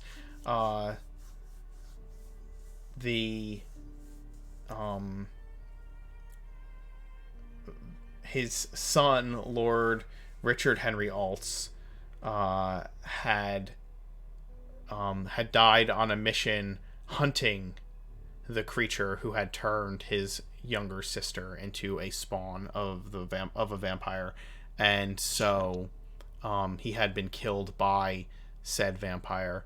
And after that, the whereabouts or identity of the creature has been kind of missing. There's no evidence of the identity of who that is or where his whereabouts are. They lost track of him. But it says lord, not lady. Yes, it says a vampire lord. It talks about the vampire cloaking itself in shadow. It's keeping its face hidden with great purpose and effort. They have hunted other vampires in the past, but there are just records of having put those vampires to rest. Maybe 4 or 5 over the last 15 years that they have hunted down in various locations. Not all of them in Ravenreach, but in the areas surrounding it for sure. And no records of coming up against vampiresses. Yes, or I should say they have taken out several vampires of varying gender, but or not even like, yeah, some vampiresses, some vampires that they have stopped over the last 15 years. None of which were powerful enough to have been the one that they were looking for. Not the head vampire. Correct. Okay, and no stories about vampiresses that got away that seemed to align with what we ran against or anything. The only records you found are of ones they've hunted successfully and the original story of the founding of the order. Maybe if you took the time to dig a little deeper, you might discover more. But you feel like it's going to...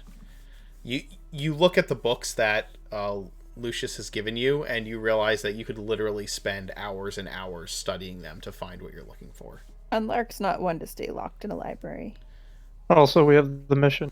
We do.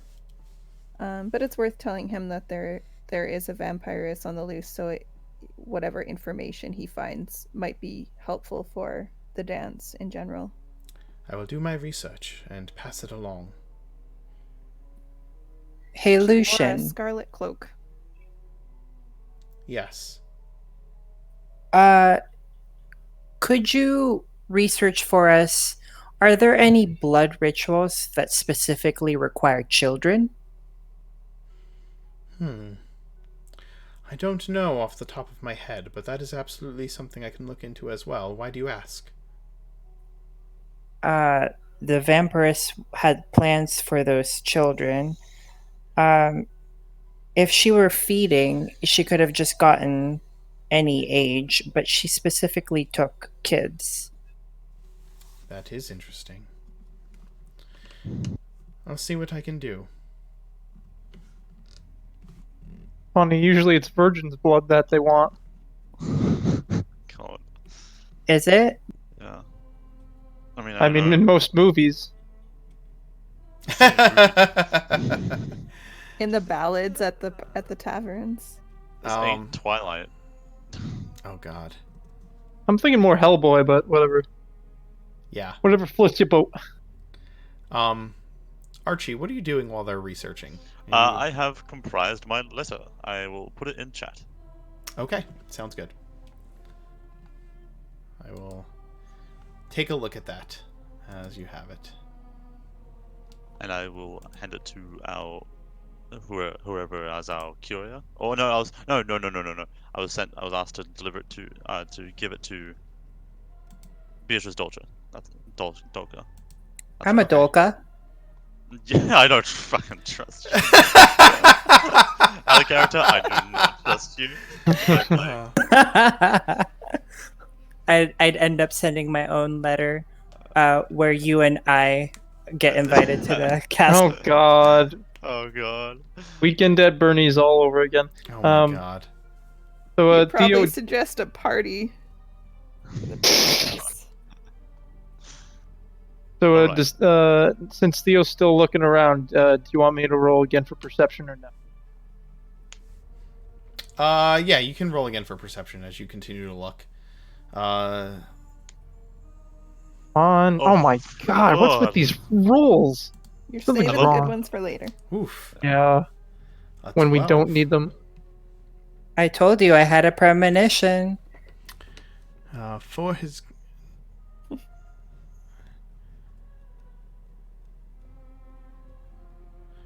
I'm reading the You always letter. You always refer to Dukes as His Grace. Yes, you would.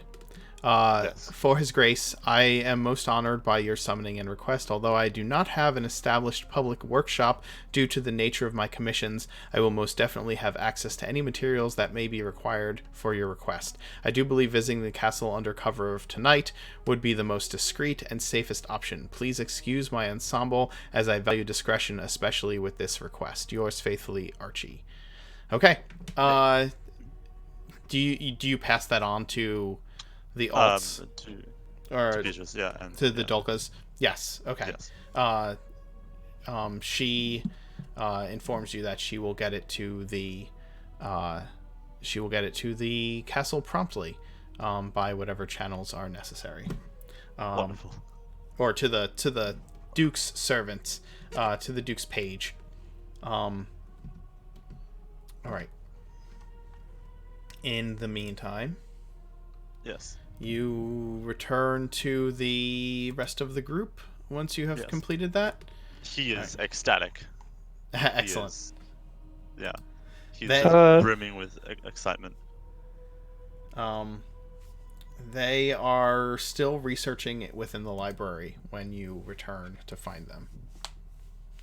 I can't wait. I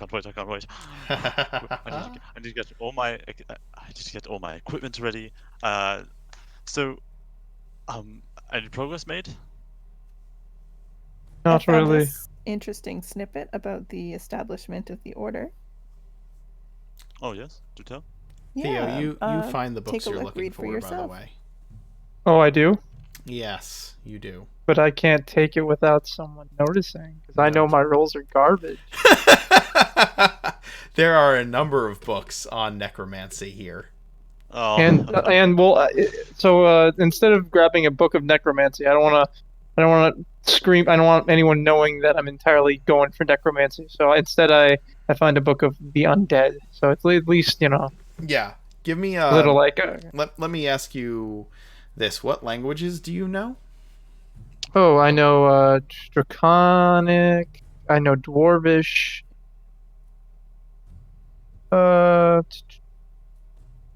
And Halfling. Okay. In common. There is one in common, which lets you know that, okay, this is the necromancy section of the library, according to the Dewey Decimal System. And there is one in Draconic that also speaks of Dracoliches and other undead beings. Yeah, sure. I'll take that one. Okay. Excuse me, hey, Miss Librarian. I would like to take this book for a moment. Very well. And the book unshelves itself, seemingly, and holds itself out for you to grasp it. That one is fine to take. Thank you. None of these Take books, may I remind you all, leave the library. Of course, I would never take it from this collection. Archie's definitely been here for hours before. Yeah, absolutely. He's at the border of the library. He's not even entering it because he's like, oh, I really want to go in there. So Theo, since Theo's somewhat of a scholar and he's practically lived his life in a library, he kind of just zips through this book pretty quickly, looking for what he's looking for. And what exactly are you looking for? Well, how to bring back the dead. How to bring back the dead. Anything really. Okay. Like ingredients or anything that will make it faster or easier or sure. Mortis Mortem Codex. Yeah. This book is more a description of the different types of undead creatures, most specifically lichdom, and what it takes to how to spot such creatures and how to know what to look for in the hunting and destruction of such creatures. Unfortunately, this one is specifically in Draconic, and it does specifically discuss the theory behind Dracolichdom in Draconic, but not necessarily the process by which one would become a Dracolich or raise a Dracolich. Still useful information. Yes. Very useful for the organization, for the Danse, as well as my research. Anything works. And I don't know. Do I put it back on the shelf, or do I have to tell her that I'm putting it back on the shelf? If you close the book, you feel the kind of presence of a being place its unseen hands upon the book. If you look like you're about to return it to the shelves. Yes, I am. Okay. Thank you. You get no response to the thank you, but the book shelves itself, seemingly. You are very aware that this is unseen, that there are multiple unseen servants cast in this room. Perfect. And then I walk over to Lark and the group and say, hello, Archie. Hello, everyone. How's the research coming on our missing vampiress? No details about other incidences when the Danse might have fought her before. There's interesting logs about previous vampires dispatched in the Dance's history, and this origin story of the Danse, for lack of a better one, it was a vampire lord who had attacked the child that sparked the beginning, so not this specific vampiress. Nothing specifically of service to us. I'm ready to move on. I'm not sure about you folks. I'm perfectly ready to move on as well. Yes. All right, then let's get to this temple with ample daylight. Yes, perfect idea. I will just need to run upstairs again and get extra materials. I need my measuring tapes and other sorts. All right. Should we just start heading over, since we all kind of know where we're going? Sure. I imagine it'll take some time to sort out which priest is coming, so I'm sure when you meet us at there, Yes. Okay. we'll still be sorting things out. Wonderful. Okay. Is there a temple district to the city? Sure. Yeah, there would definitely be like a temple district, or at least like a religious center to the city. And you head over to that, part of town. You are the part of town that you're in is the you are in the High Court district is where the manor is, and where most of the nobility make their homes. In fact, Maximilian, your family's kind of small manor house here in Ravenreach for visits is in this part of town. It is filled with the larger homes, and the easiest areas of the city to access from the High Court district is the Palace district, where Castle Cora lies, and the more the kind of more governmental officials and the nobles of the court would reside. That kind of branches out off of High Court. And the other one would in fact be the Temple district, where all of the kind of religious centers in the city would be. The defunct temple of Orad that you had discovered desecrated was in an area of town that is kind of falling more and more downtrodden as time has gone on, and the lower class kind of spreads a little bit into that area. And there was a newer, more a larger, more well-built temple constructed in the Temple district of the city, and that is where you would find a priest of Orad. The largest building in this part of the city is a huge, spiring, black stoned cathedral to Thondra. At the very center of it is this large navy blue like stained glass window with a silver circle with a cut in the very center of the bottom of the circle in it, facing the direction, the stained glass is like facing in the direction where if both moons were full, their light would shine through that window into the temple. And the other temples in that district kind of pale in comparison to it, in varying states of kind of opulent glory of their own right, but still kind of fall under the shadow of this huge cathedral to Thondra.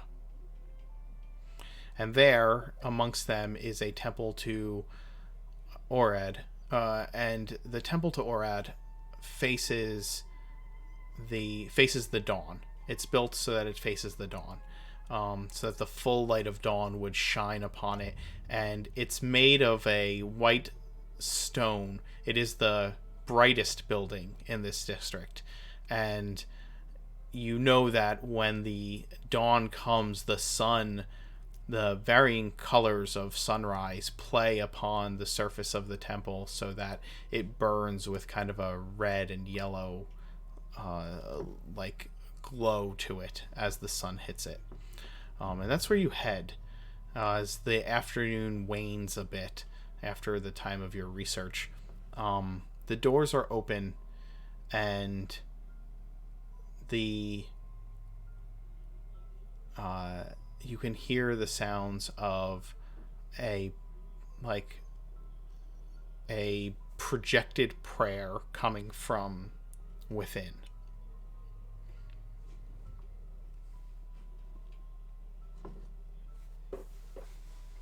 Is there priestesses that look like they're not super busy? There is a temple service being held. It is the waning part of the afternoon, and there's kind of a service that takes place before the sun goes down, asking that Orin's light shine through them as the dusk approaches. And so there's this prayer going on, and there are some worshippers of Orin, but the temple itself is probably like scarcely full. And you see another younger looking priest at the back of the building lighting candles on kind of like a shelf of candles in the back. There, it's like I these walk up to tiered him. shelves. Theo walks up to him. Can I help you? Yes, excuse me, sir. We were wondering, there is a abandoned Orient church far from here that has been desecrated.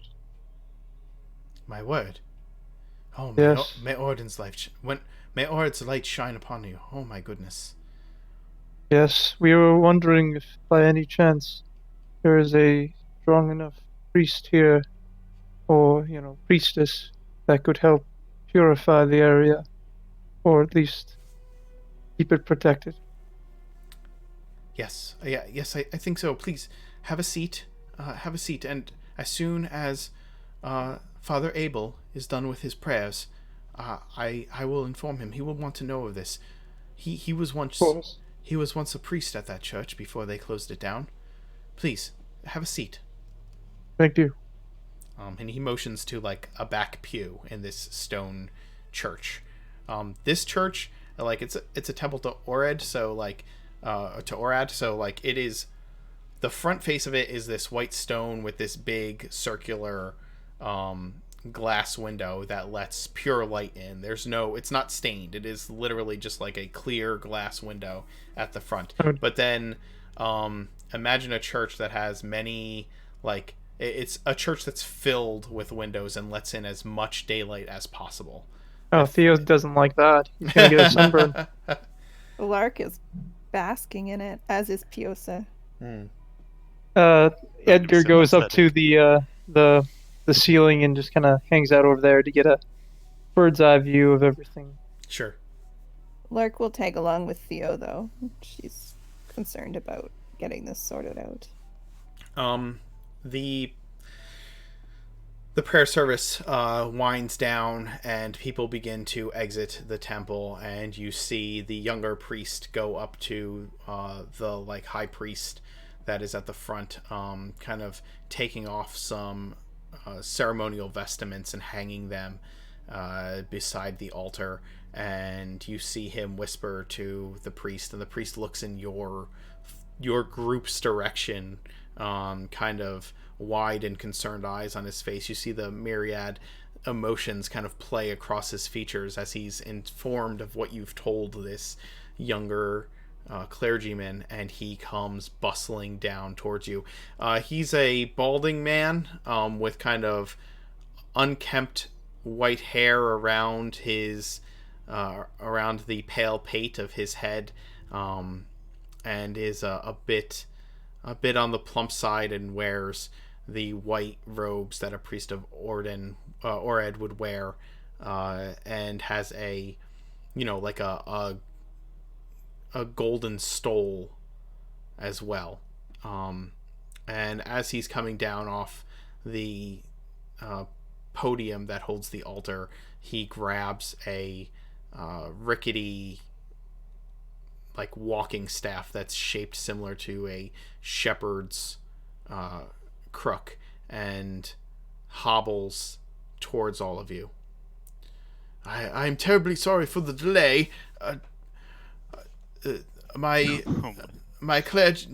younger clergyman here, he tells me of what has happened to the former temple. Please, you should take me there as quickly as you can. We should go right away. You say it's desecrated, yes? Yes, very. There's also some sort of dark book. I don't know if you require additional supplies. And dark creatures make their home there at night, so daylight is of the essence. Oh, by Ord's light. Boy! He turns to the other priest. Get me my kit. Go, get it, quickly. My bag, bring it.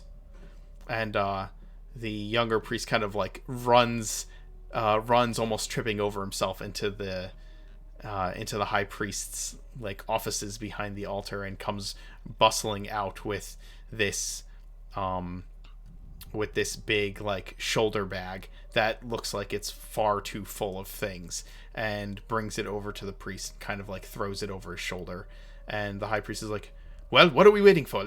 Come, we should go quickly. And no matter how fast you go, you find yourself having to slow down to wait for him to catch up to you. I think Archie like comes in as they're leaving. It's like, I'm here. Okay, we're going. That's funny. Sounds about right. That sounds like the timing. Yep. By the time you find yourself at the other temple, it is probably late afternoon. So it's almost getting dark, so the sun's going down, or is it dark? No, it is not dark. It is maybe an hour until twilight. Oh, okay. I'll be fine. Uh, Oh wait, no. I wasn't really worried about you, Archie. yeah. I'm worried about the entire group and as a whole, but so I forgot about the vampire. Any way we can help, to speed the sir, process up. just let us know. I should set an alarm down. Okay. Okay, you're gonna set an alarm down while they are reviewing it. Yes. As soon as the high priest steps into the temple, he kind of jolts back, and as if he's going to fall over, and has to steady himself on his staff,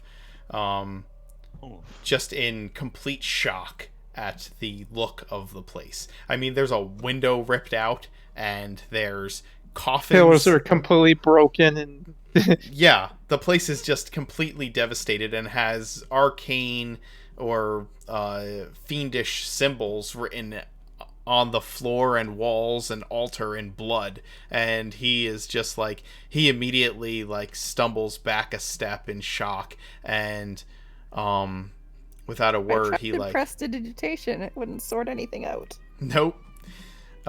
He kind of falls to his knees and is openly weeping and praying to Ored, my God, what have they done, kind of a situation. How long have you been? When was the last time you were here? Years ago. So many years ago. I thought they had boarded it up. I thought it would have been purchased and used by now. I know someone had bought the building, but to let it come to this is... Who was the last head priest of this temple?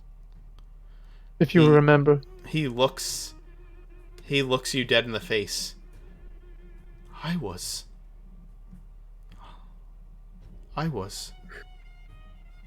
Why did you leave? The order had a new temple built. They said they would sell the building to recoup the cost of the new temple. Who was it sold to? I would have to consult church records. Not here, probably in Geneva. They would know where the Archbishop is. I could write to them if you so desire and find out. Of course. But come, let us see what work we can do. Any way we can serve, let us know. Okay. By the way, I have Edgar just he's flying overhead. He's scouting around just in any corners, any alley, dark alley. He's literally looking for any signs of danger. Because at the first sign of danger, he wants everyone to know, get the hell out, Can I do a perception check to see if there's anything at all has been changed or shifted since we were last here? Yeah. Give me some perception checks, investigation checks, as you are looking around the room while he is doing his work. Can I do this as well? Okay. Yeah, absolutely. Or you can either each make one, or you can have one person make it with advantage. Man, these are such bad rolls. Well, we already rolled. Do you want to do a group roll with advantage? I'm okay with yours. It's better than what I rolled. I will attempt. Yours is the one with advantage to me. The You'd think I would have a better. Actually, go for Archie. No, I rolled a 14, not a. Yeah. Okay, I'd I will probably tell you. Still 14 is our max in it still. Yeah, the highest anyone's ever rolled tonight is still a 14. Yeah, I can't even believe that. That's crazy. I think Lark is just kind of trailing after the priest in case he needs extra hands while everybody else is doing their investigations. My God, not even a 12. I know. What's going on? I don't know. Sorry. You're cursed. You're all cursed. No. We gotta get rid of these digital dice. We'll summon my Nice mage deal. hand too, so he knows it's available if it's needed. Alright, so the Okay. alarm is set. Anyone coming through? How long does the alarm take to set up? Alarm takes 10 no. minutes, I think, right? 10 Okay. minutes, yeah. Okay, so here's a few things. The priest begins looking around and kind of examining everything, and he, Archie, you have inspiration now. By the way, from the folks at chat, they are tired of seeing your plight of terrible rolls, and so they have spent some. One of them has given Archie inspiration. Another has given Lark inspiration. And Everyone yes, getting everyone inspiration. has inspiration. Thanks. Everyone's been Yay! given inspiration. Thank you. So The- Thank you. The chat has given the entire party inspiration. Thank you, I'm sure chat. Looking at everyone else's chats. They seriously need it. Anyway, Inspiration. Thank you, gods of Twitch. don't call our viewers gods. They play in my other games and they'll get it in their head. Fine. Patrons of Twitch. David says that he hopes it helps and it kind of makes him feel like Oprah. You get advantage, you all get advantage. Who's Yeah, Oprah? definitely Who's Oprah? Who's Oprah? Who's Oprah in this world? Uh, Oprah is their goddess. yes, Oprah.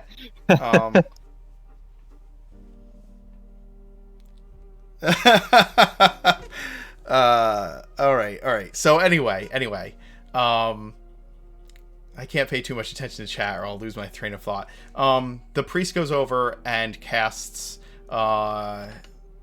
Dispel Magic, a very high level casting of Dispel Magic.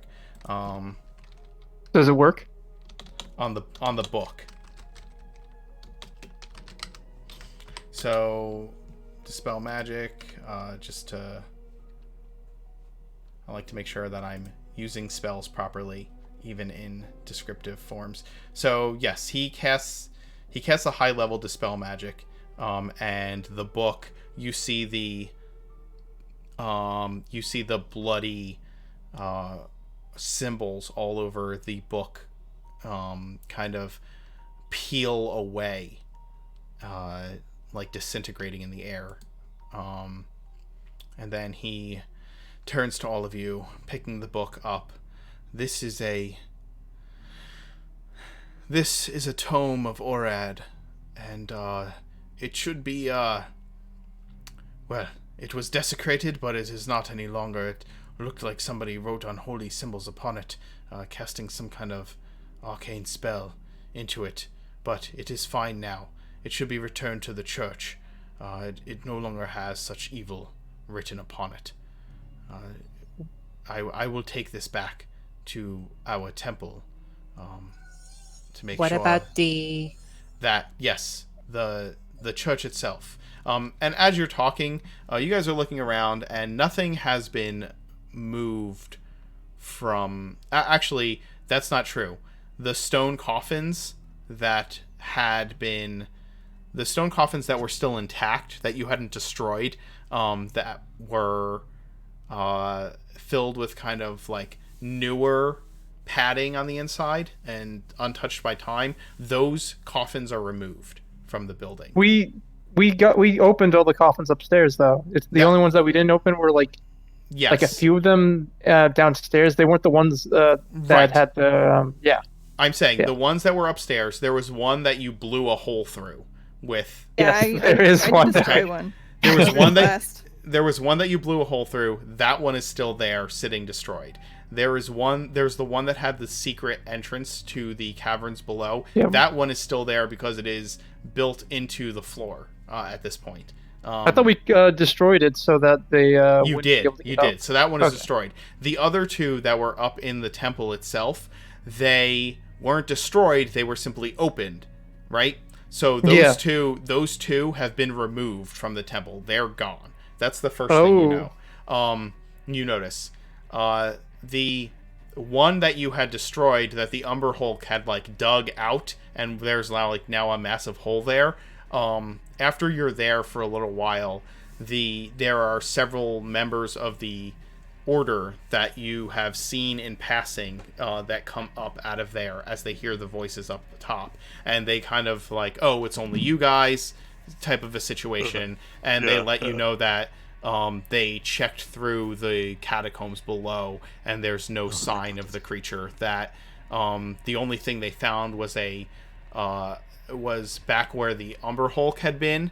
The room is now flooded with sewer water, and the walls have been basically collapsed in that chamber.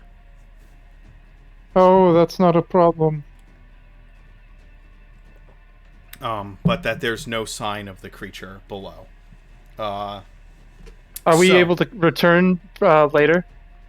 Yeah, you would be able to go down there later, absolutely. Perfect. Going back, you said 2 of the coffins were taken away? Yes. But there were 3 total, right? There were 3 intact. There weren't 3 intact. There were 4 coffins up in the temple itself. In the temple itself, not below. Not down below. The ones in the temple itself. There were 4. 2 of them got destroyed, and 2 of them were intact. The 2 that were intact have been removed. Removed from the building. Okay. The priest comes up to all of you after and talks to you about the book and whatnot, and he lets you know to hallow this place. It is going to take me a full day, from dawn to dawn. Shit. Will you be staying, or should I summon others to watch over the temple while I perform this ritual? Don't we have to go back? Start at dawn? If you start at dawn, we're okay. If you start now, we have other commitments we must manage. I believe it would be best to start at dawn. That is when Orad's power is most potent, and I believe that casting the spell from dawn to dawn will be best way to sanctify this place. Okay, so we can meet up tomorrow. I think we're going to stay together for the next 36 hours. Yes. Is what it seems like. Hallow does take 24 hours to cast. Oh, wow. Yes. And it is a range of touch. He literally needs to be touching the grounds of the temple and casting the spell for 24 hours. Casting the ritual in order to re-sanctify this temple. And we're protecting him? He's asking if that is your plan, or if he should find others to protect him. He can get temple guard to protect him. Don't we have to go and do the murder mystery now? Yeah, we do. You guys have a list of you have a to-do list essentially, so it is at your discretion. You tell me how you want to handle that. It is quite late also for me. Yeah. I need to Bia did not give you specific instructions. Also, Archie, you probably need to hear back from the Duke's servant as to how and when you need to arrive at the. Oh, shoot! I need to head back to the castle. At the castle. So anyway, I'm just telling you this because you guys all need to make decisions about how you're going to handle the tasks that you have before you. I am not going to dictate that to you. Yeah. I hope all of you will be fine with me. I'm so sorry that this has been pushed on all of you, but I will need to go and see to this commission. Go on ahead. It is your decision to stay or leave. All right. The making of your career. Yeah, you have Max's blessing as long as you fully tell me everything you see. Not here. I want to know. All right. Does anyone not have armor? That would probably be Theo. I do not have much I can give to all of you in this, but here, take this, and I give Theo mage armor. It's Okay. dangerous to go alone. Take this. Yeah. Oh, thank As you. Dun, dun, dun, dun. All right, guys. If you don't mind, I need to take another quick break. So Oh, I will good. be back momentarily. You can all work out specifically what your plans are for moving forward, Okay. and we will be back in a moment. Sorry about The target's base AC becomes No 13. worries.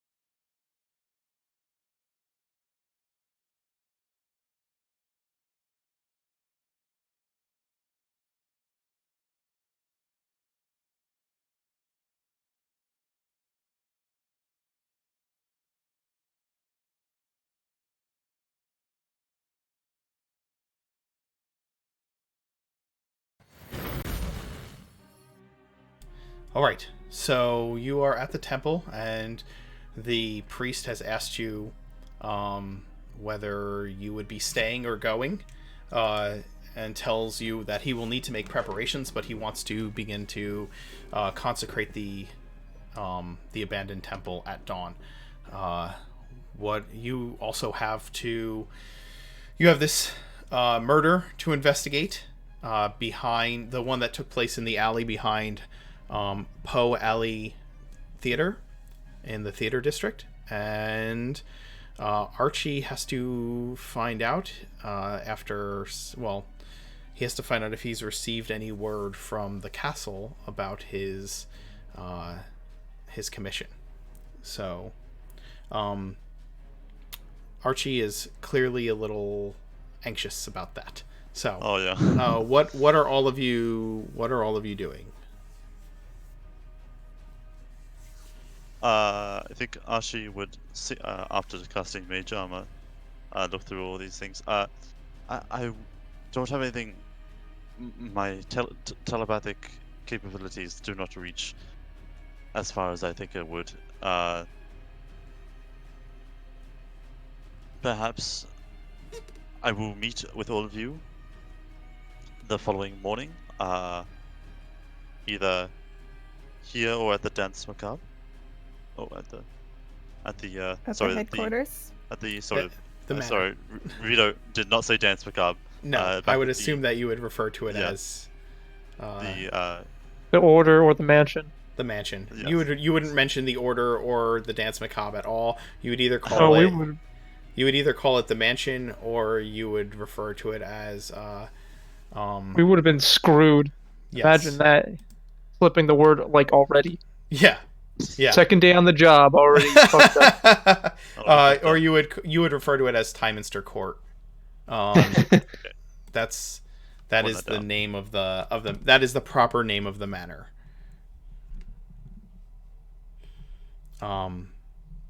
Okay, so you're going to return back to the court to check and see if there has been any correspondence between the palace and the Dolkas. It's only been, I mean, you wrote the letter while they were researching. It was mid-afternoon. It was early afternoon when you arrived back at the manor. You went through the briefing just to kind of time things out, so you know when you would want to go back. But you were at the manor. You around, I don't know, 1:30ish in the afternoon. You debriefed with the Dolkas, which was probably a good 20-minute, half-hour conversation, if in real time. That was probably exactly how long that was. And then you spent some time researching in the library while Archie wrote his letter. So that you were probably in the library for a good hour doing research. You then walked to the temple. You sent the letter before meeting up with them in the library, so maybe 20 minutes into their research, you showed up in the library, or half hour. So you then walked to the temple district and then walked back to this temple, which I'm assuming would have taken, that entire thing puts you around 4 o'clock in the afternoon. So it's probably been maybe 2 hours since Archie gave his letters to the Dolkas to send to the castle. How soon would Archie expect a response back? Would he be nervous enough that he would just be like, oh yeah, just be there waiting? Yeah. Okay, no problem. All right.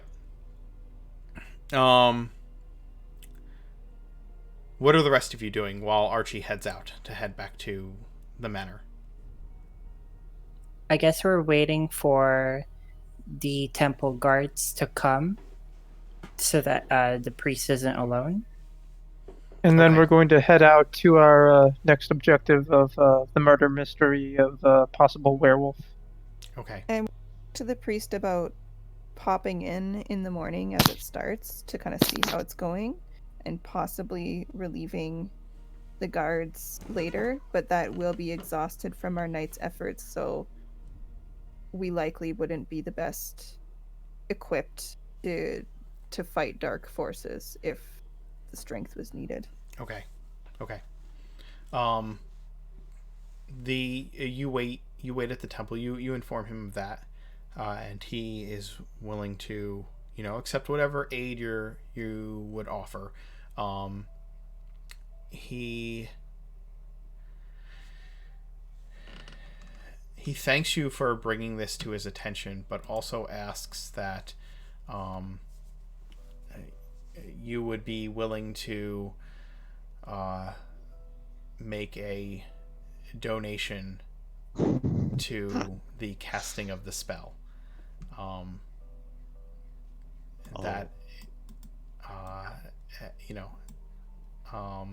considering that you have beseeched him to come here, he's asking for a contribution from all of you, if you would be willing to make it. Shoot, sorry. Contribution is he hoping for? Well, he needs to purchase 1,000 gold worth of herbs, oils, and incense to cast the spell. And that's what he's going to be spending the evening doing. Is it 1,000 gold or something? It's 1,000 gold worth of herbs, oils, and incense that is consumed by the spell. And he is asking if you would be willing to make a donation to the church to cover some of the cost of the spell that you are asking him to cast upon this place. He asks you in a way that he's clearly a little... I'm broke. Yeah. As a matter of fact, I'm broke. Yeah, he's clearly a little embarrassed that he is asking such a thing, but it is a very costly spell to invoke, and you have asked him to do so. So he is requesting that you make a donation to the Church of Orad for this to happen. He has also sent the younger priest to beseech Temple Guard to come to watch over him in the morning. But he's going to spend the night gathering the supplies necessary to cast Hallow. I'll give him 20 gold worth of incense, which is something I have just in case I need to resummon Piosa. So, Okay. So it's a start. It is a start. Is there any way I can put this on the Dance's tab or my parents? You can probably put some of it on your parents or the Dance's tab, yes. And there will be unintentional repercussions for doing such a thing, but you would absolutely not care as Maximilian. This is not the first time Max has done that, so... No. How much money do you want to put towards it at the expense of others? All of it. Oh my god. Okay, you essentially write a check for 1,000 gold. Wait, what? Minus 20 Minus of 20. incense. What? Yes. What? Wait, kind of. With full confidence, and I know my dad's signature. Yeah. Oh my god. He pulls out like a leather billfold and opens it and simply writes a note and like seals it with his father's seal and hands it to the priest. And Maximilian essentially tells him that if he takes this to any imperial bank, the note is good for the cost of the spell. I'm just going to argue my way out of it later by saying it's a tax deduction. You'll write me back a bill, right? That it's a tax deduction. I feel like this is probably one of your more responsible purchases. You're and again, you're putting it against your father's account, is that correct? Let's say 70%. Oh, would I know my uncle's signature? Probably not. I'll try anyway. I'll do 70% to my dad and 30% from my uncle. Okay. Sounds good. I will keep that in mind. I'm going to make a note of that right now, that you just paid off 1,000 gold at the expense of others. Beautiful. Yep.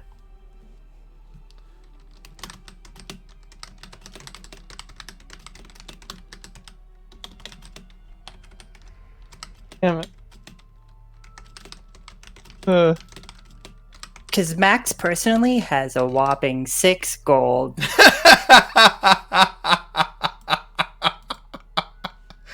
Boy. Oh my god. I love that he spends his father's money. Oh, Jesus. Oh. You're a piece of work. It pays to be rich. Yeah. It pays somebody. Yeah, it doesn't pay Max. Max is living in his family's yeah, I don't have my rooms. own estates. It's not even like an estate. It's literally like a suite of rooms in probably like an expensive inn in the noble, like in the high court district of the city, that like visiting dignitary and nobility stay at, and his family has like a suite of rooms there that they have on retainer, and Max has just been living in them since he came to Ravenreach, just basically mooching off of his parents, and they don't know yet, but a bill I'm sure will come to bear. Oh, they don't know yet? That means I can try to stretch this out for a little bit longer. Oh my god. Oh jeez. You're gonna get so fucking pissed. Oh, my apologies. Now you guys know why I'm into dance. And I feel like your uncle would know that you're staying there and assume that you've been like, either you've told him, you've lied to him about the fact that like your parents told you to stay there, or he just assumes that that's what's going on, and you're just playing along with that assumption. Exactly. When honestly, your father told you to go stay with your uncle and your aunt so that they could keep an eye on you at all times, and you're like, fuck that. I'm living in that. I'm living in the rooms. I'm living in the rooms. It's like the equivalent of my dad renting an apartment for when he commutes. Right. Really far for work, and I'm just living in those apartments. Yes, that is exactly what's going on. Anyway, in the meantime, you all wait until the church guard arrive, or the church guard are going to arrive in the morning, and the priest leaves with you so that he can go and turn in this banknote and acquire the things he will need to cast the ritual on the temple. It is approaching dark at this point in the day, and probably, well, by the time you leave the temple, it's 4:30, 5 o'clock in the evening,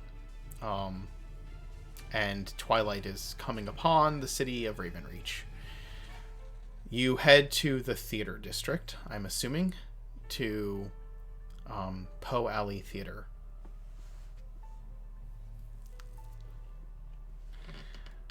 The theater district is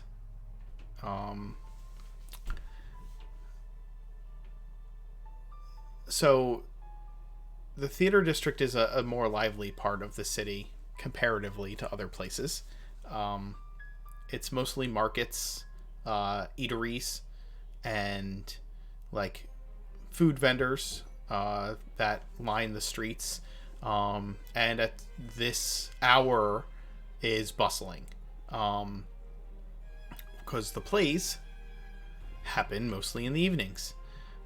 There are a multitude of taverns, and from each of them you can hear music being played by a number of minstrels, or you can also see street performers in the streets, and in the various windows of the taverns you can see that there are either bards performing music or telling stories or whatnot, and people kind of freely float between taverns listening to these things. But in the center of it all is Poe Alley Theater. It is a 2-story building. Actually, it's a 3-story building. It's a very tall building, and it kind of towers over it's about a floor higher than all of the like the inns and eateries that are in this little square in the town. There's a fountain in the middle of this square, and people kind of sit on the fountain and watch the street performers and eat food and drink wine or beer and gather. And it's a place where revelry is understood, but debauchery is unaccepted, if that makes sense. When people get too drunk, they get kicked out of the area, both by the other people gathered. It's considered unseemly to be particularly drunk in this district. The theater itself stands a floor taller than the other buildings in this area, and it has huge double doors that probably 2 people could enter in on one side and 2 people can exit on the other side at the same time, and there are steps leading up to these double doors. Light is coming out of the theater. There are false windows all up the front of it, and you can hear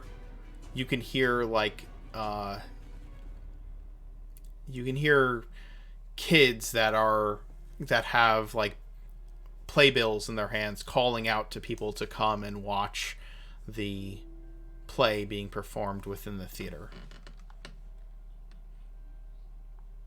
Oh, so Is the theater that we're investigating still open? Yeah. Oh yeah, the show must go on. I want to approach one of those playbill kids and Sure. ask if I can get a meet and greet. A what? I want to meet the stars of the show after the play. Well, they usually come out off the stage afterwards. I'm sure you can do that. Wouldn't be hard. Okay, so then we don't have to go inside.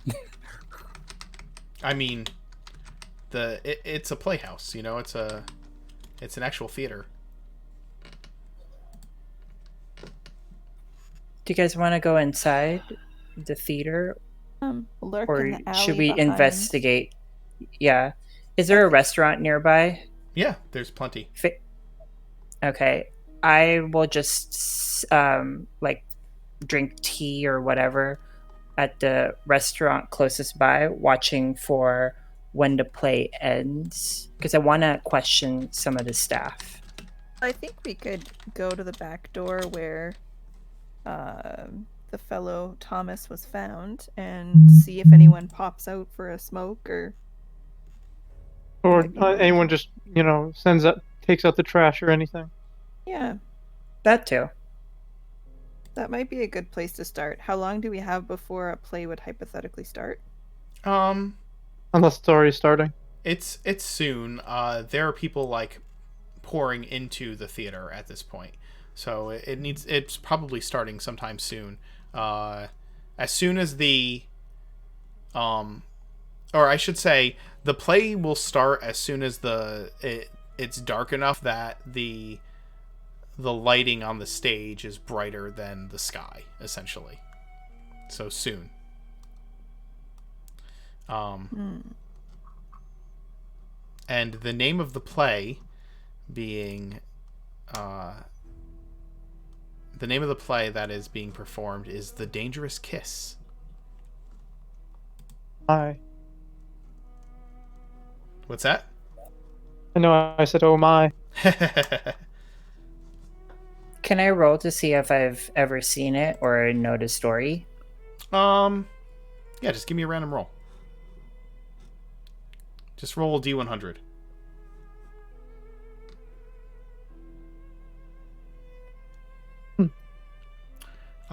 Sure. Yeah, you've heard of it. You haven't seen it, but you've heard of it. Is it in any way related to werewolves? No, it is not. So you're all sitting at a nearby eatery, like watching where you can see the front of the building. Is that what you're doing? Or did you decide against that course of action? Should we? Let's investigate where the person died first. Yeah.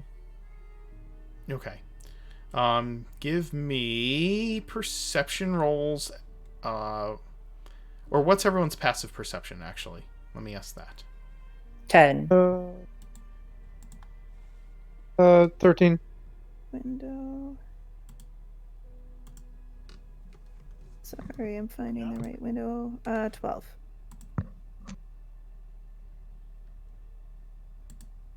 Wouldn't it be investigation rather than perception? I just need Can I everybody. just- I need everybody's passives first. That's all I needed. So that's fine. Okay, and then go ahead and give me investigation rolls as you look through the alley, or give me one investigation roll with advantage, or you can each do an investigation roll and spend your inspiration on it, or not. I have a +5 with investigation. You guys want to give me? Yeah, I would rather give someone just a help action. Okay. You do Rather that. You than roll that. rather than skill piling where everybody's rolling the same skill, I'd rather just have. Oh my! You have you have advantage. You have advantage. More. Please. Can I? And you have inspiration. Well, Would I be? you If can't you want use it. both. Are you? Woo! What? Yay, What is great going job. on? You Nothing guys, higher than a 14. you guys still haven't rolled higher than a 14 tonight. Oh my goodness. What's going on? I don't know. You're cursed. You're all cursed. 1 second. Gosh, this is ridiculous. It's so ridiculous. We're all still dreaming. This is still part of the dream sequence. We're all back at the church. Oh, David. We never left. Yeah, you're all still asleep. You're asleep deep under the earth. The Umber Hulk actually got to you, and you're lying in a vampire-induced hypnotic state. And that's what this is. This is all a dream. Would we be happier if that was the case? Yeah, this is the worst nightmare ever. Oh God. Okay. There's that vampire-induced ecstasy. You find the easy things to discover for sure. Claw marks in the cobblestone of the alley, and bloodstains that are dried at this point into the stone. And Dio says to sage your computers. The claw marks are, how would I describe them? Somebody give me a nature roll to examine the claw marks, or a survival. I'm not gonna roll. I've been rolling garbage rolls tonight. Survival. I'll No give someone the advantage, help right? action. I'll give you the help action because I don't want to roll either. Is that advantage? Or just... What do I do to that? Oh, just, yeah, if you're getting the help action, you get advantage. Yes, that's correct. Okay. Holy Time. cow! There you go. It only took 3 hours. you find in one of the walls in the alley, and in the and in the floor of the alley, as you're examining these claw marks, you see there's 4 like deep gouges of claw marks, or like 4 individual claws. Do you know what I'm saying? Like nail scratches in each claw mark, and they are deep gouges in the stone. Whatever did this was particularly guys? strong. And it's certainly not from a bear claw. It is, well, you are right. You think that your suspicions are confirmed. They are like large wolf, like claws.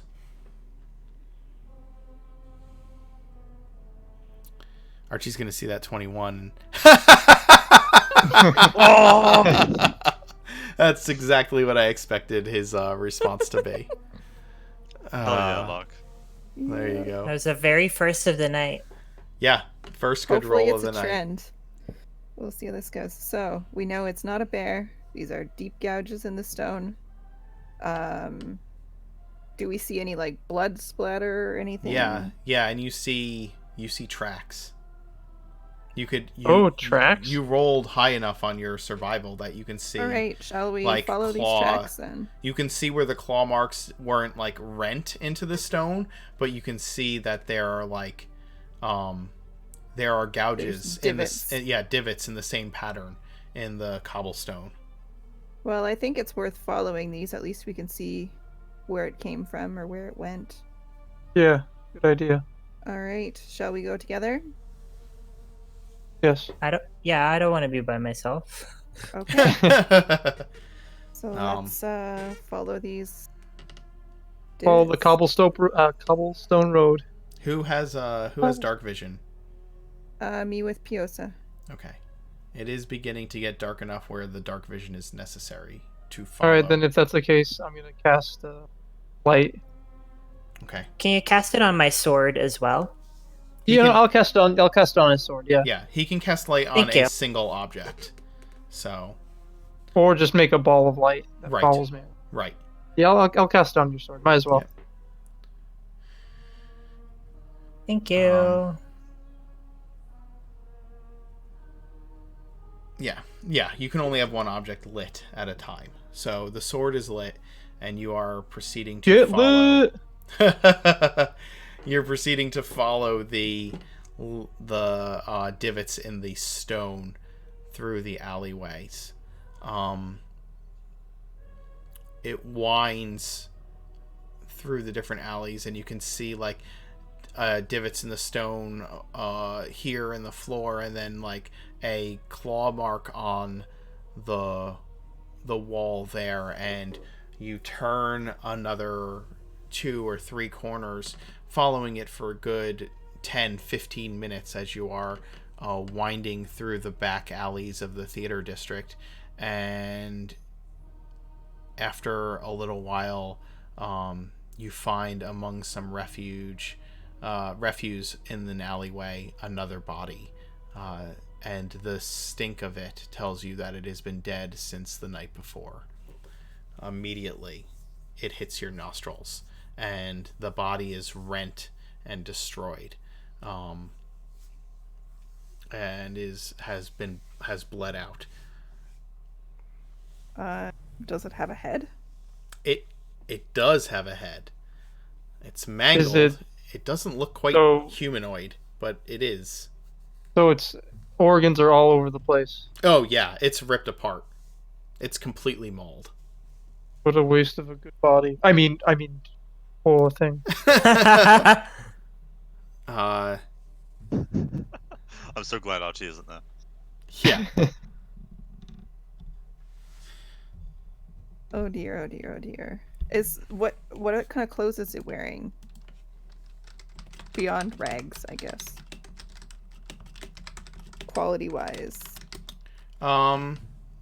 Average. Okay. So like average patron of the theater clothes, not like working class or Yeah, working class. I would say working class. And can I kind of look through the body to see if I can identify it, like find any identification of kind? Sure. Yeah, check his wallet Give for me- ID. Give me some investigation rolls. Okay. Help action. Thank you. If it'll do any good. You can take 10 as well if you need to. My God! Someone shoot me. Jeez, dude.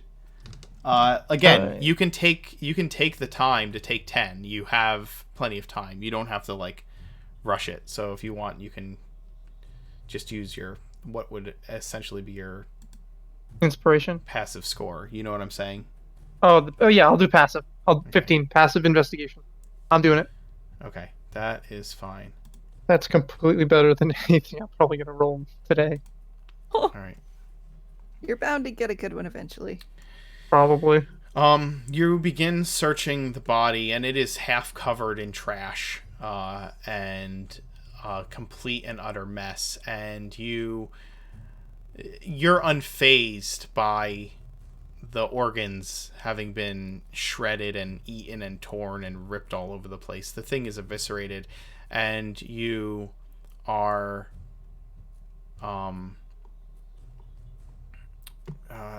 you're looking through it, and you find there's not like ID in this day and age, so you don't really find any source of information on No who this papers person or was. anything, no letters. Yeah, there's yeah, you find you find in the in its hand, crumpled in one hand and kind of piled in amongst the trash, is playbills covered in blood. Identify him. And Like- the size of the body implies that he would have been not a child, but definitely a young man, or a very short adult.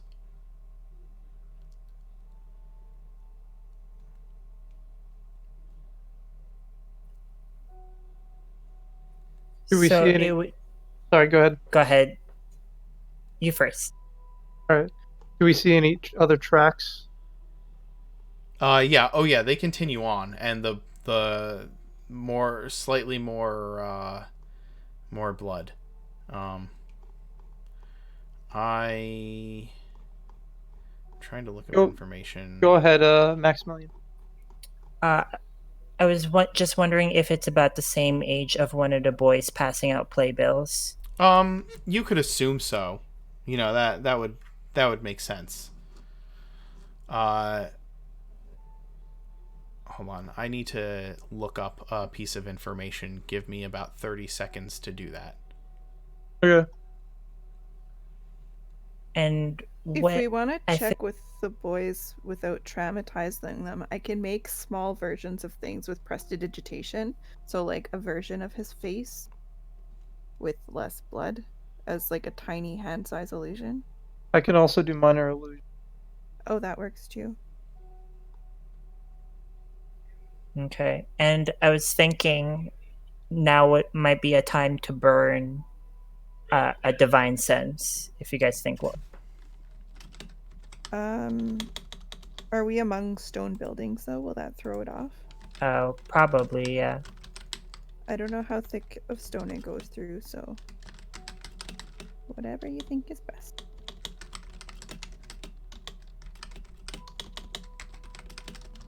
Well, it didn't travel very far from the theater, I'm assuming, right? You're about 15 minutes through various alleyways, and obviously you weren't moving as a quick pace because you were following the trail. Tracks at night. Yeah. So. So then again, this body was here from last night, so. Yeah, it's probably secure for another little while. It'd be different if this was a fresh one.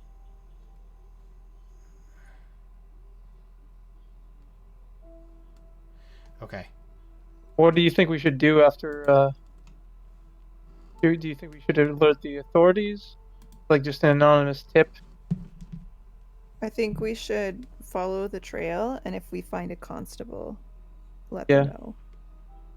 The dead body in that alleyway off of Lindley Street. What? Yeah, down that way. Yeah, that way. No, take a left. No, your other left. Yeah. There. Okay, so you've examined the body. Interesting tidbit about the body. It has no shoes on. Okay. Foot fetish. I'm just saying. So young. There's no shoes. There's no shoes anywhere. Like it doesn't even look like its shoes are nearby. And the way that, well, if you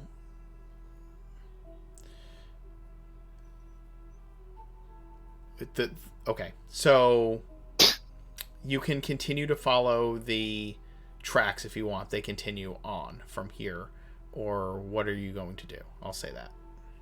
I'll take a note of the no shoes, but I think we follow the tracks. Okay, you're going to continue to follow the tracks. We Does see a this- constable. But Does the ripping on this corpse look consistent with like the mauling, or does it look like it's torn at the seams at all? What do you I'm mean? just like, does it look like something was a very large size and became small again, and then Oh no, like the this clothes thing, suffered that damage? this thing Okay. looks like it was mauled by a large animal. It Okay. it looks the same way that the other body was described. Okay.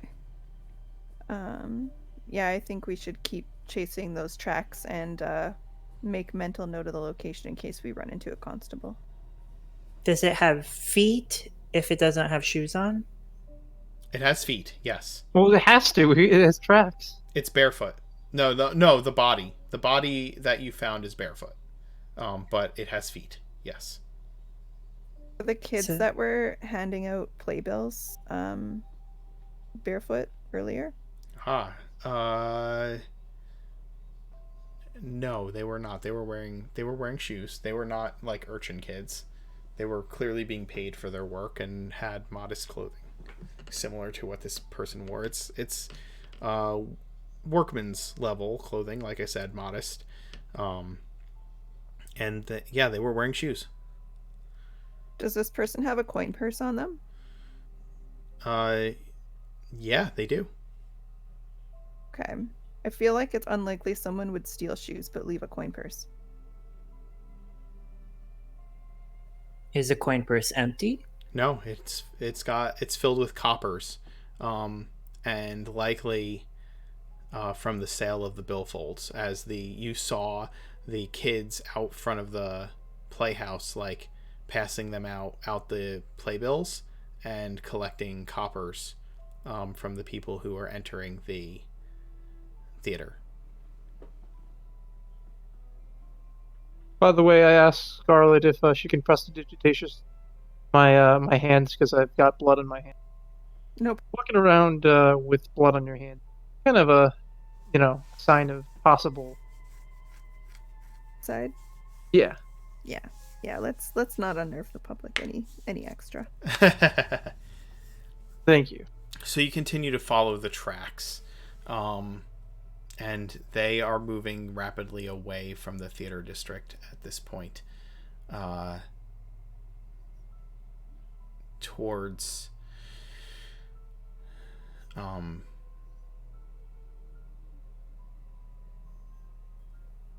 they move away from the theater district back towards the part of town where it's a bit seedier, and you find it like slopes down.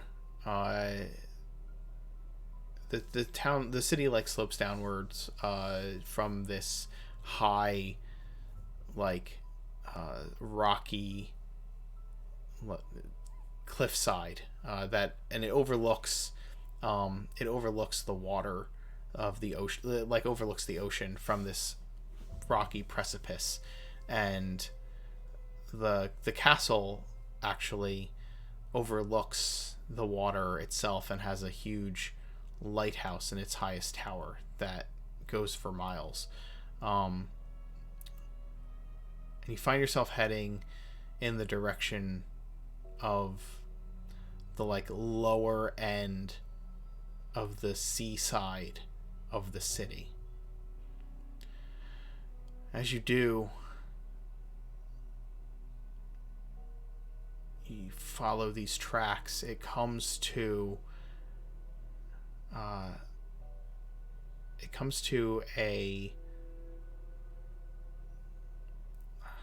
like a grate in the lower part of a wall near the like outskirts of the city, like the walled off portion of the city that leads to a like drainage spout that pours out of the cliffside, and there's this grate in this wall, and the grate has been like bent open. anyone interested in getting dirty?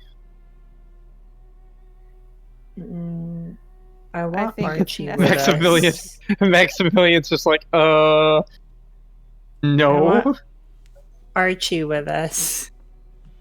I need an you know what? I don't need you to roll. I need to make a roll.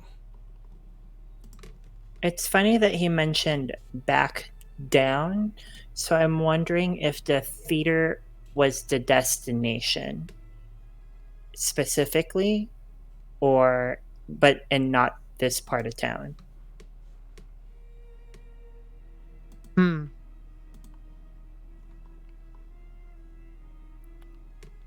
What's the highest passive among you? Huh? What's the highest passive perception among you again? 12 for me. Was it a 13? 13. Theo, Yeah, it's 13. Okay, that's fine. All right. Are you going into the sewer grate? I look at my allies. I'm prepared if you're prepared. I'm ready. I'm only going because I don't want to be left on my own.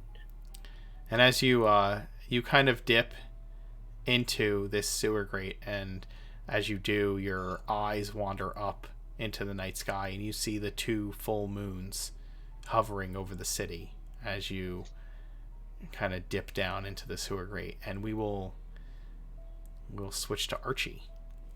Oh shoot. Meanwhile, back at the Hall of Justice. Archie, you are nervously pacing in your rooms, talking to Mother as you await the letter. What if he doesn't like what I'm going to make? That is my reputation ruined here. I'll have to move cities. I will have to. And after a good hour of this, there's a knock at your door.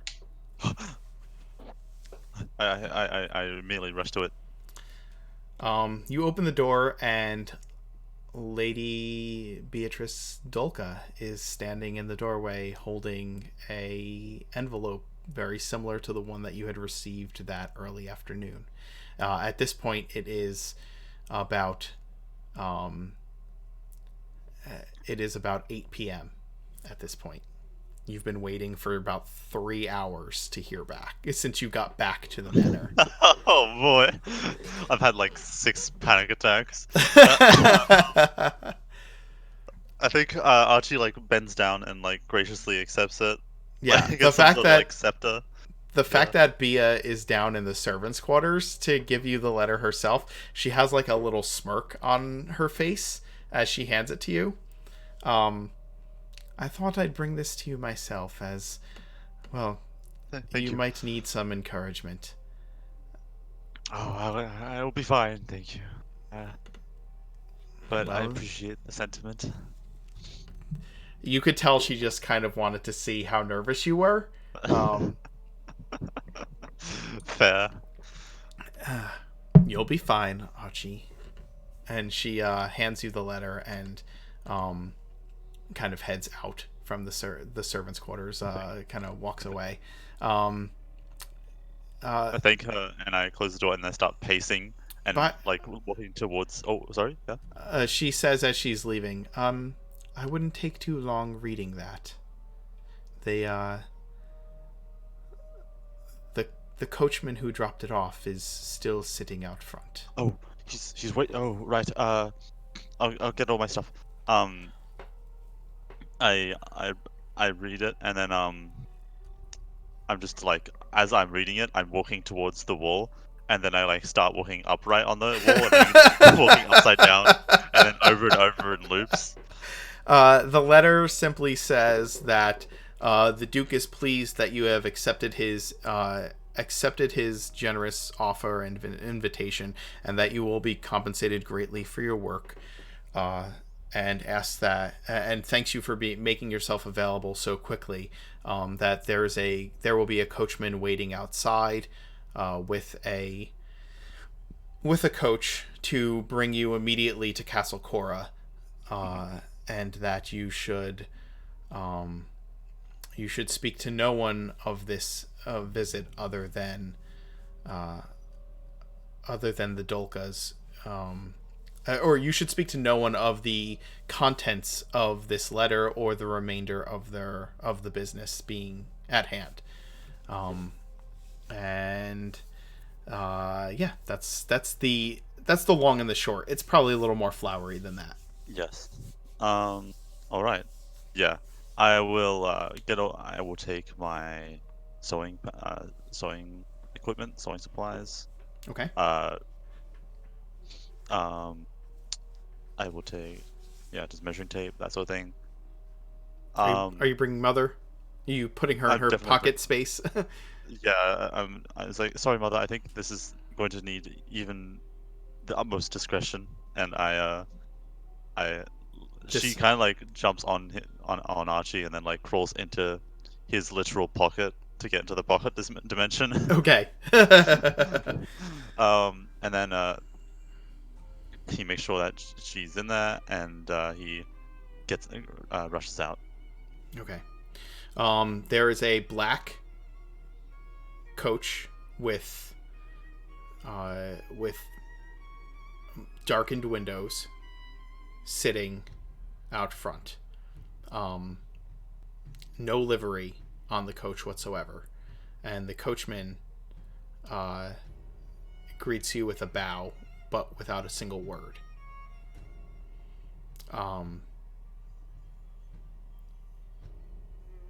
Okay. What's your passive? I saw that. What's your my passive? passive is 14. Oh, Okay. No, 12. Sorry. 12. Okay, good to know. All right. You enter the coach, and the footman closes the door to the coach behind you, and you hear a click once you are sitting in the coach and the door is shut. And then he gets on the front, and you can like hear him getting into the driver's seat and the clip-clop of hooves on pavement. Is there any locks and handles on the inside of these doors? No. Oh.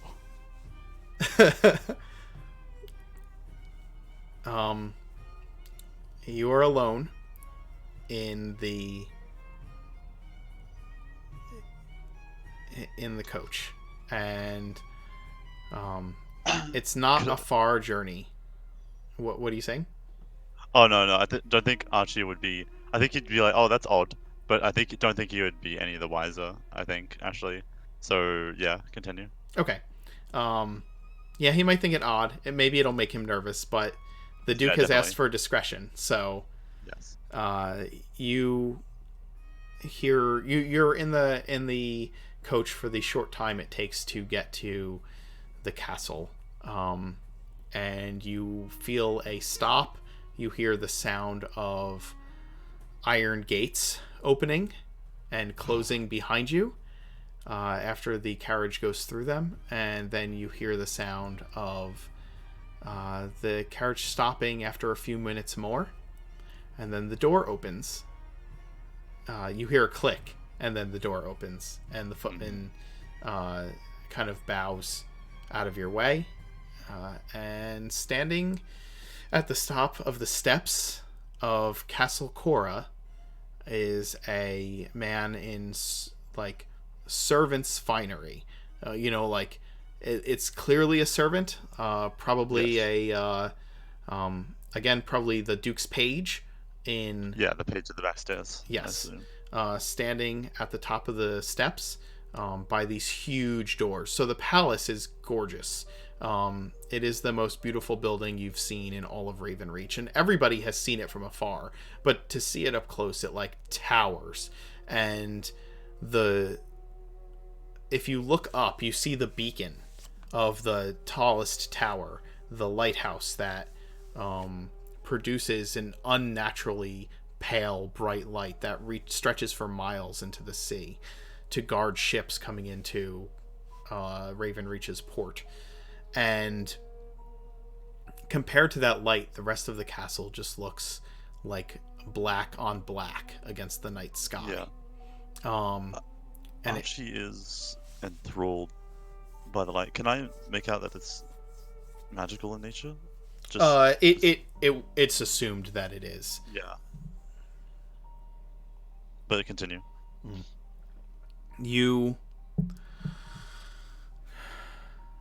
The page greets you. Thank you for coming, Archie. Is Master Archie? Is that your full name, sir? That was all we had heard. I looked like distracted by the light and then looked back down and it's like, oh, yes, discretion, of course. Archie is what I refer to by, yes. Well, Master Tailor, please follow me. And he opens the door. There's he opens one of these huge doors to the castle and leads you inside.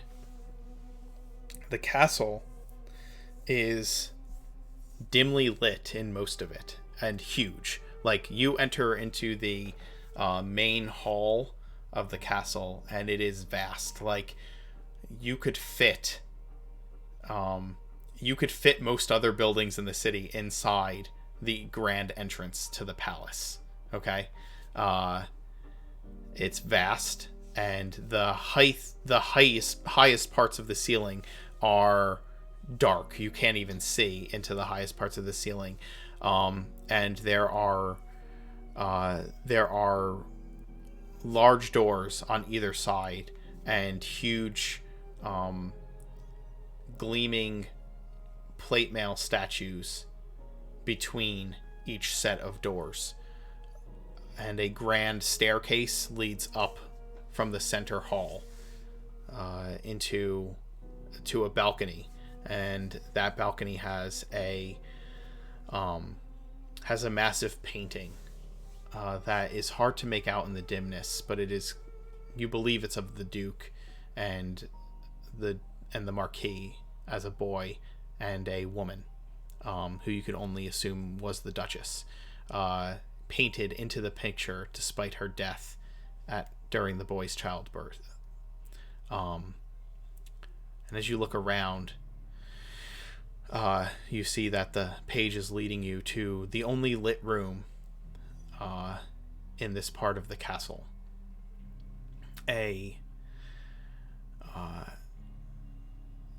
Like a sitting room, a parlor. You may wait here, sir. I do so. Was there many servants that going around? No. Or was there just the one? There's just the one. Right. How well kept is the rooms? Perfect. The room is perfect. It is immaculate. There is a fire in the fireplace to warm the room, and that is the only source of light in the room, is the fire from the fireplace. There are several high-backed leather chairs and a black polished marble center table in the room. On this table is a pewter tray with 2 silver goblets and a bottle of some kind of red wine without any label. The chairs face the fireplace with the table between them, and you kind of walk into the room, and the chairs are the backs of the chairs, the high backs are facing you, and the page tells you can wait in here, and then closes the doors behind you.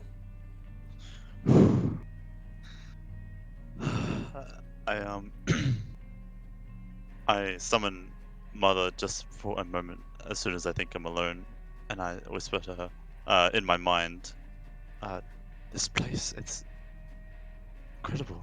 It's beautiful. I've never seen a place like this. And he's just going around in the quietness, and then we'll set his equipment down on the center table. As you go to set your equipment down on the center table, you see a hand reach out from one of the chairs, the high back chairs facing the fireplace, and grab one of the silver goblets. I immediately put away, mother.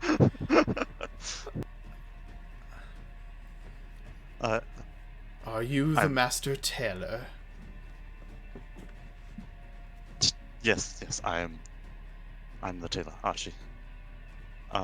Do I peer around to see if I can see who it is? I mean, this gentleman looks very similar to the painting, but maybe older, more lined. Mm-hmm.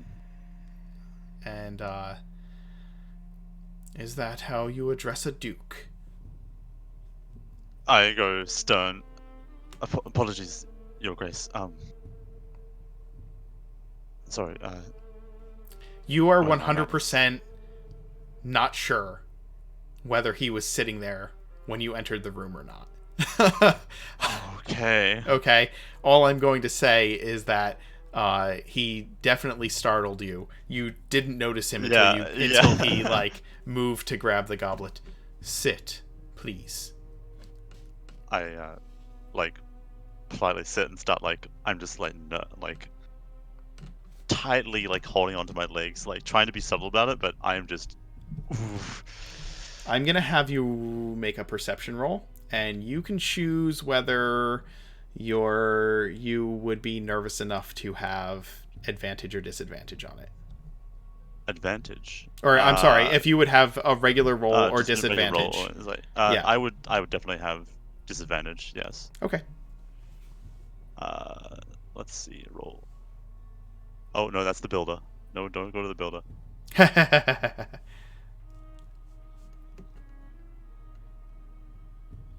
Give me just one moment.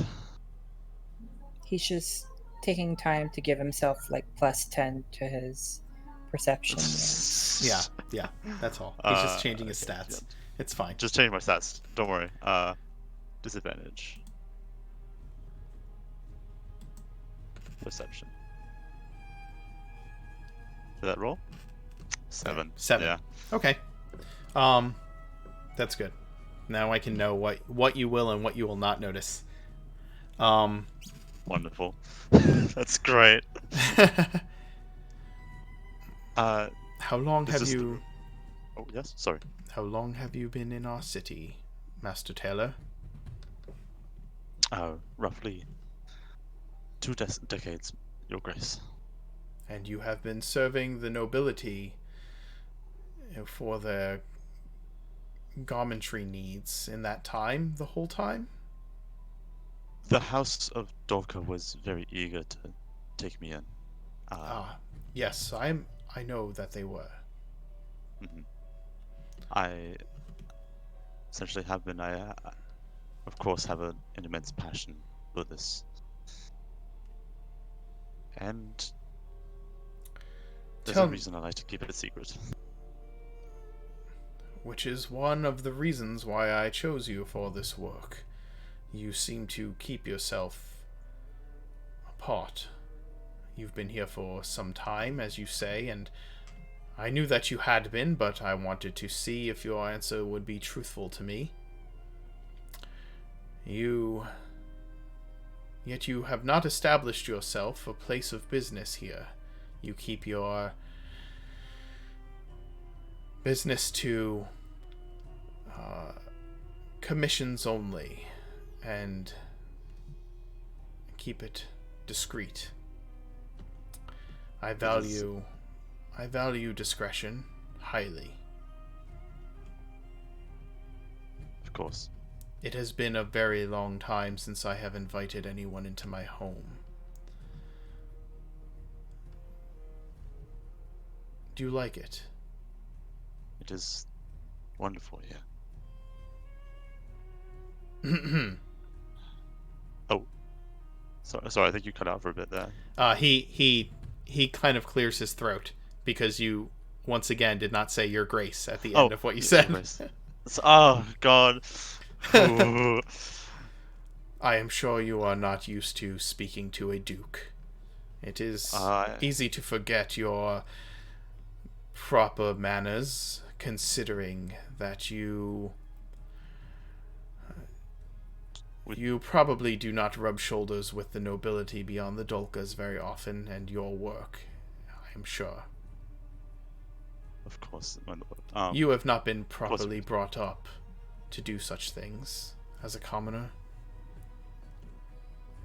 Well, with all due respect, Your Grace, coming from the Underdark as an elf, you sort of forget after time the intricacies of nomenclatures, and It is all well and good. everyone is above you. When everyone is above you, I kind of get used to it. But my Grace, this is a very unexpected calling. I couldn't imagine what sort of importance this is to you. Could I begin to understand the context of this commission? In time. Wine? Of course. I'm not an avid drinker, I'm sorry, Your Grace, but I cannot possibly decline your offer. And I nod and wait patiently. I've like almost never drank wine. So I have no idea how it's going to take me. He says, "Excellent. If you will pour yourself a glass and refill mine." Almost as if like God, he this is there's not even a tone like there's not sort even of a tone like he expected that he doesn't even think you would have expected him to pour it. Yeah. Of course, Your Grace. I don't know where my mind is at. I shakily pour myself one and then like try to steal myself as I pour his. He waits till you pour it, and then like he puts down his glass and you pour it, and then he picks it back up afterwards. I heard.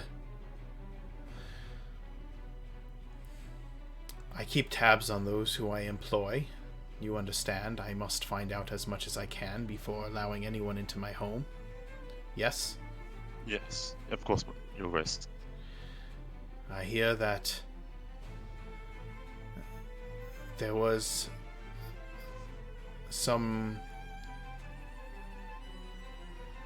sort of disruption with some children in the lower districts of the city, and that a masked individual was among those who returned the children to the constabulary.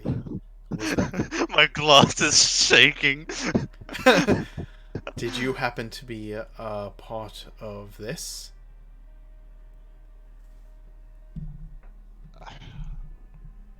That's a very broad description. Did they detail anything beyond the mast, Your Grace?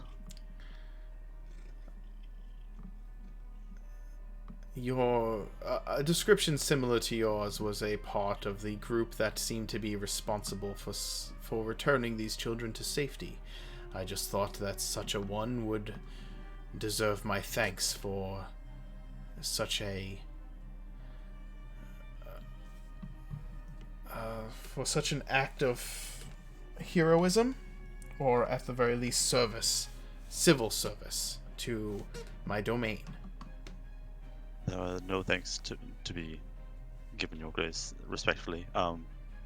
It's the least I could do for the hospitality this city has given me. You are a man of humility, I see. I admire that. I am not. That is, of course, your choice, Your Grace. You say you come from the Underdark as an elf.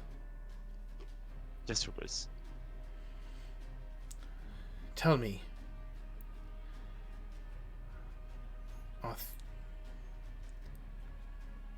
tell me of your time down there, if you would. And how much would you be willing to divulge to him before you start telling him, just out of curiosity?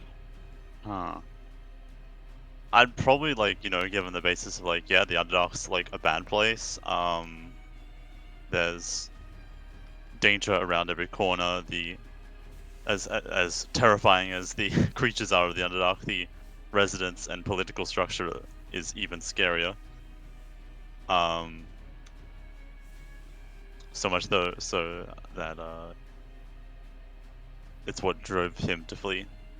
How much detail would you go into, is what I'm asking. Not Like, if a lot. If he pressed you for information, how tight-lipped would you remain? Depends on the information. What is he trying to get? Okay, that's just what I'm asking. I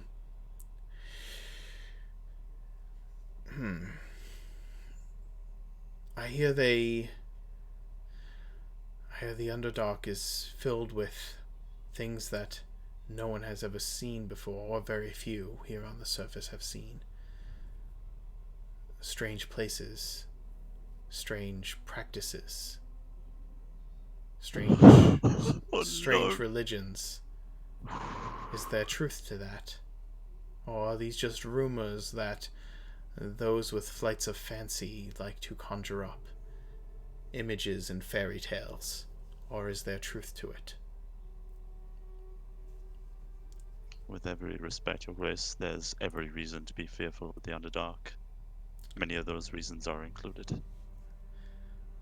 I have little to fear and much curiosity, sir.